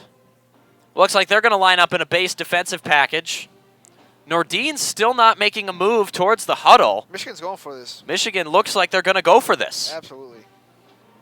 Now, humor me here. It's 4th and 2. If Joe Milton just holds the ball above his head and falls forward like a domino, he's got the first down. Dylan McCaffrey would also do that. Would also be able to do that. The offensive line has had no problem getting push. Are you receptive to me, Lucas? I don't know if I am. All I know is that you cannot have your defense getting that fumble. McGrone, such an incredible play like that, and then let Illinois come out of this only allowing a field goal with still 7 minutes left. Indeed, Michigan's defense giving up a couple long drives, This is your chance to reinsert your dominance on this game, to get the 2 yards that you should be able to get, and then to punch it in the end zone. I mean, you've got to be able to do this because you're gonna. It's like the first half that we were talking about. You're gonna have to do this later. You're gonna have to do it later, and if you can't do it now, then what are you even pretending with yourself for? And Michigan's defense has been helping out its offense for the last couple weeks, and Jake Fromm threw an interception in overtime. South Carolina is going to be in a position to win this game, potentially with a field goal. Fromm's 3rd of the day. I think they're probably ruining letting Justin Fields go at this point. Lucas, you talked about that before. That was an exact conversation that I've had with several people, that if Georgia just keeps Justin Fields around, helps him be happy, like plays him half the time, whatever it takes to appease that guy, then Tate Martell is probably the starting quarterback at Ohio State right now, and let's just say that would be quite a different. Ohio State would have gotten Kelly Bryant then. Just a different look. And Patterson, 4th and 2. Hassan Haskins to his right, takes the snap. The give to Haskins, and Haskins is stopped short. He stays up. Haskins tried to bounce it out. No, he was stopped. And Michigan's defense has been helping out this offense for the last several weeks, and the time comes to return the favor. Michigan's offense can't do it. 2 yards, and he can't get it. Jamal Woods with the stop.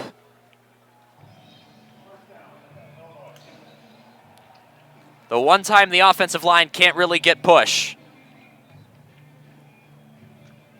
And Michigan's defense going to have to go back to work. And South Carolina, 4th and 1 at the Georgia 16, an opportunity to upset the 3rd-ranked Bulldogs in Athens.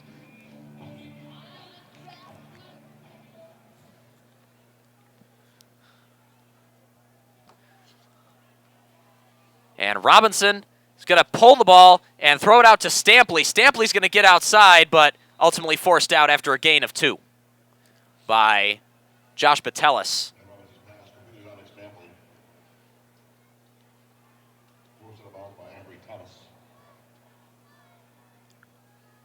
Ambry Thomas, rather, was on the stop. And 2nd and 9. Matt Robinson with Dre Brown to his left. Michigan initially showed pressure. Looks like they may be backing off. Now McGrone pinching up. And now Michigan showing blitz. McGrone drops back. Hudson comes. Robinson gets hit. Robinson is going to get sacked. He throws it up. It's intercepted by Carlo Kemp.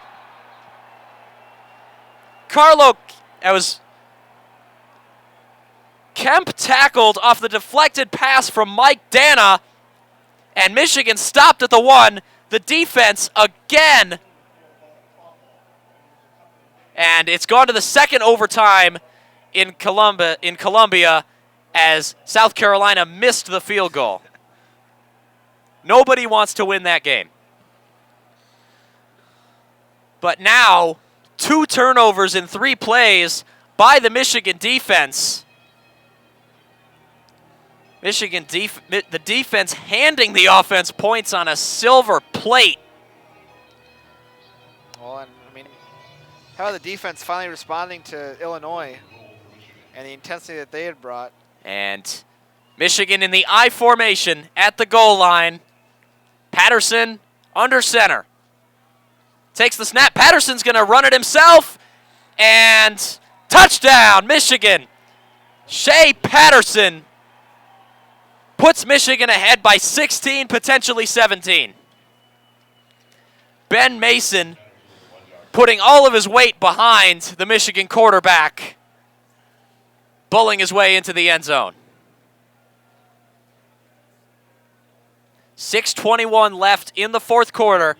Michigan, Nordine in for the extra point. And Nordine's kick is good. Michigan, with 6:21 left in the game, up 42-25. Michigan 42, Illinois 25. The Michigan scoring drive was Michigan's defense giving themselves a little bit more breathing room. An outstanding effort by the front 7 these last 2 possessions.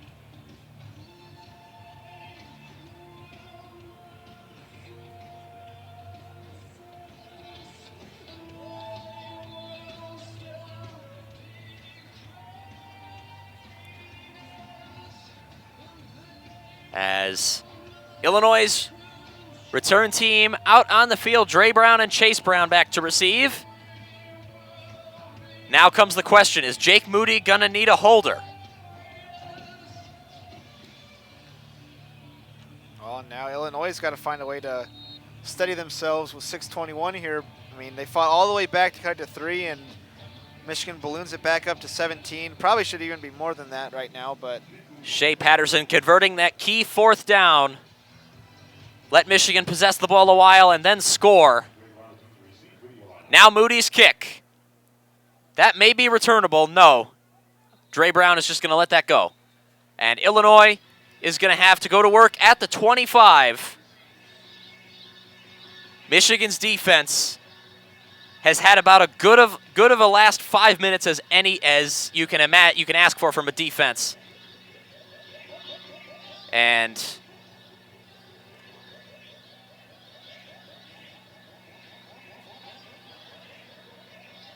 Matt Robinson back out in the game for the Illini. Isaiah Williams has not taken a snap in the second half.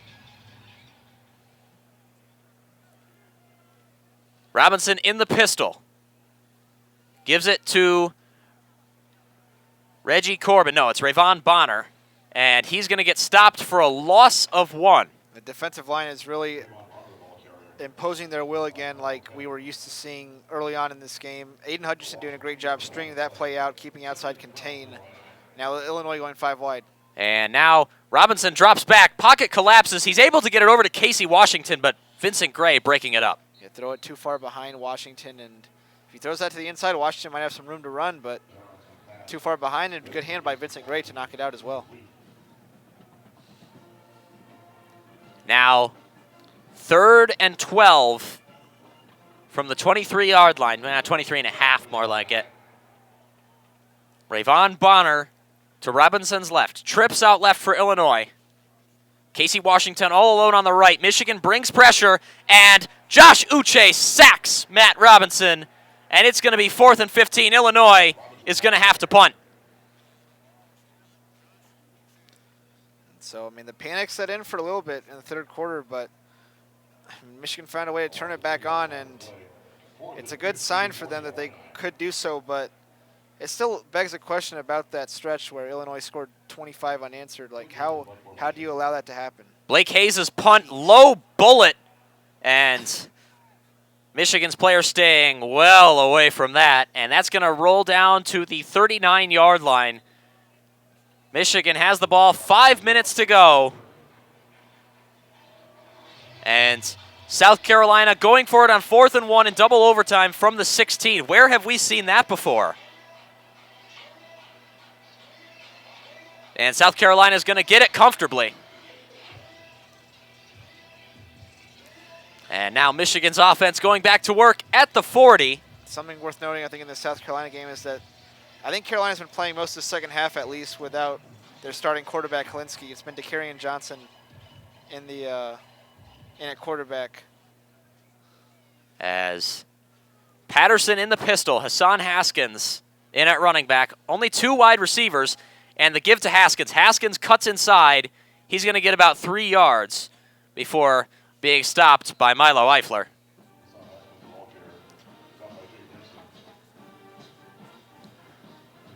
So for those of you gamblers out there, the betting line was Michigan minus 23.5.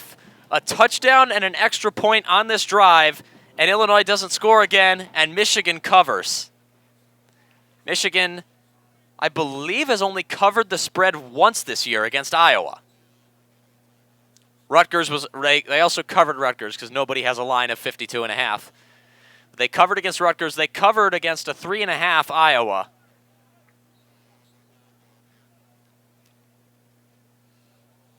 And brief stoppage in play. Bit of confusion as to what's happening. 4.5 minutes. The clock is running. 12 seconds left on the play clock. Bit of time for Josh Gaddis to get his signals out to his quarterback. Michigan loading the left side. Peoples-Jones and Black. Patterson is just going to give it off to Haskins. Haskins has space on the outside. Haskins off to the races. Haskins is going to cut inside before being brought down at the 33-yard line by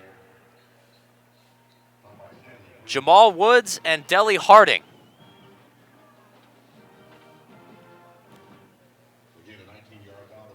And Michigan has a deep running back room that they've been able to draw on all game. Hassan Haskins already has 1 rushing touchdown. Charbonnet has another.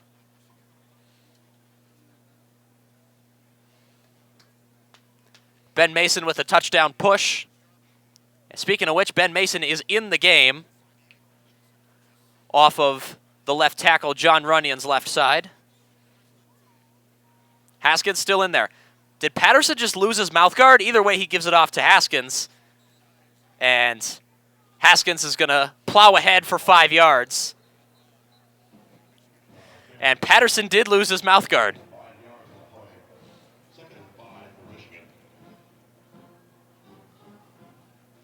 And one of the play call cards says 4 o'clock. It is actually 3 minutes and 5 seconds left. Michigan taking their sweet time, trying to run the clock all the way down and probably score.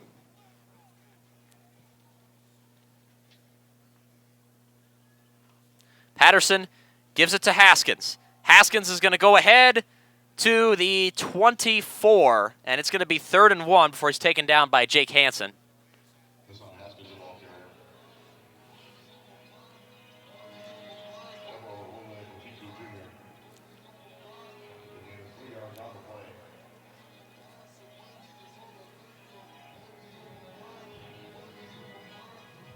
And Michigan, again, taking all day to get their play signals out. And Black and Peoples-Jones, play clock under 10. Black and Peoples-Jones out to the left. Schoonmaker in with Eubanks on the opposite side. 3 seconds left. Patterson gets the snap off, gives it out to Haskins. Haskins bounces outside. He's got the first down and more before taken down by Stanley Green and Deli Harding. Staying in bounds, too. Nice job staying in bounds.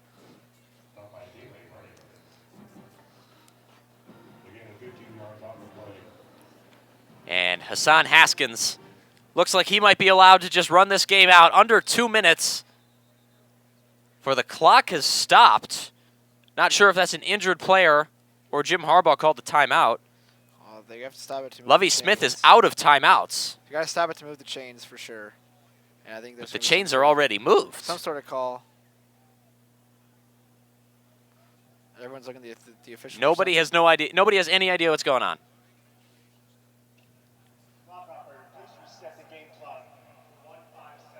That's okay. They never stopped the game clock after Haskins ran for a first down. So that's why they're putting some time back on. And Michigan has the time left to just line up in the victory formation and kneel this out. So Yeah. we here at WCBN Sports apologize to all of you who betted on Michigan to cover because it looks like they're not going to do that. And meanwhile, Georgia is in some trouble. They're down in 10. South Carolina made a field goal. And looks like Michigan is going to run up in a shotgun victory formation. Minute 20 left. Patterson's going to take the snap, and he's just going to kneel. Michigan's only going to need to do that once more. And then this game will be over.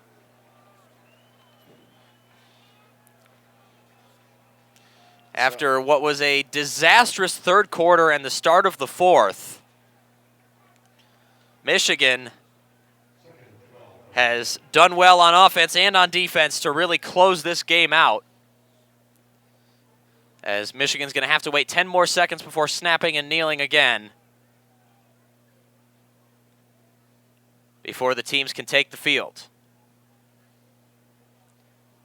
2 seconds left. Patterson's going to take the snap. He's going to kneel down. And that will be the last snap of the game as both teams take the field. The clock running down as Rodrigo Blankenship missed the game-tying field goal. South Carolina has upset Georgia in Athens as Jim Harbaugh and Lovie Smith shake hands at midfield here at Memorial Stadium. And something that will make Cubs fans very happy, David Freese announces his retirement from baseball. As Michigan officially, the game is over. The final score, Michigan 42, Illinois 25. Michigan dominated proceedings in the first half before Illinois roaring back in the third quarter as Michigan lost their way in a big way for a second. But Michigan, the last 10 minutes of the game, standing strong on offense and getting a ton of help from their defense. 2 turnovers forced deep in Illinois territory, ultimately ending in the final score, Michigan a 17-point victory, 42-25 against the Fighting Illini. I'm going to say it was an impressive ability for Illinois to stay in the game mentally and give themselves that chance to where they really believed that they had a chance to win that game in the fourth quarter at 28-25, but Michigan able to respond well enough to score on those last 2 touchdowns. They were able to get the defense did a great job at the very end, forcing those couple turnovers, but I mean, it's just a lot of things that need to get cleaned up still, and this far into the season, it's still areas for concern where you just don't really know what the deal is with things like the timing on offense or the play calling at selective spots or stuff like that, and now you're out of time to really try stuff out. I mean, now it's for real. Now you've got a road game at Penn State next week that will be as tough as any game you play this year. You've got in the whiteout environment, you've got a home game against Notre Dame, and everyone knows how good Notre Dame is.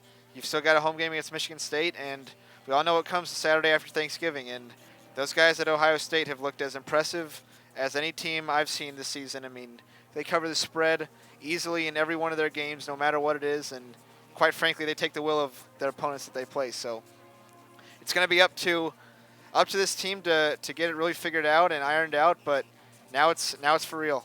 And now it's the grind. And Michigan improves to 5-1 on the season. Illinois drops to 2-4. Be sure to tune in 7:30 p.m. next Saturday from Happy Valley to Alex Drain, Daniel Thompson, Andy Laidlaw, and Andrew Miller calling Michigan against Penn State, where the schedule really toughens up. And we'd like to thank you for listening to WCBN Sports coverage of Michigan football here at Memorial Stadium in Champaign today. Once again, my name is Nick Hornberg. Alongside me, Lucas Vargas. The final score, 42-25. Have a great day, everybody. And until we meet again, go Blue.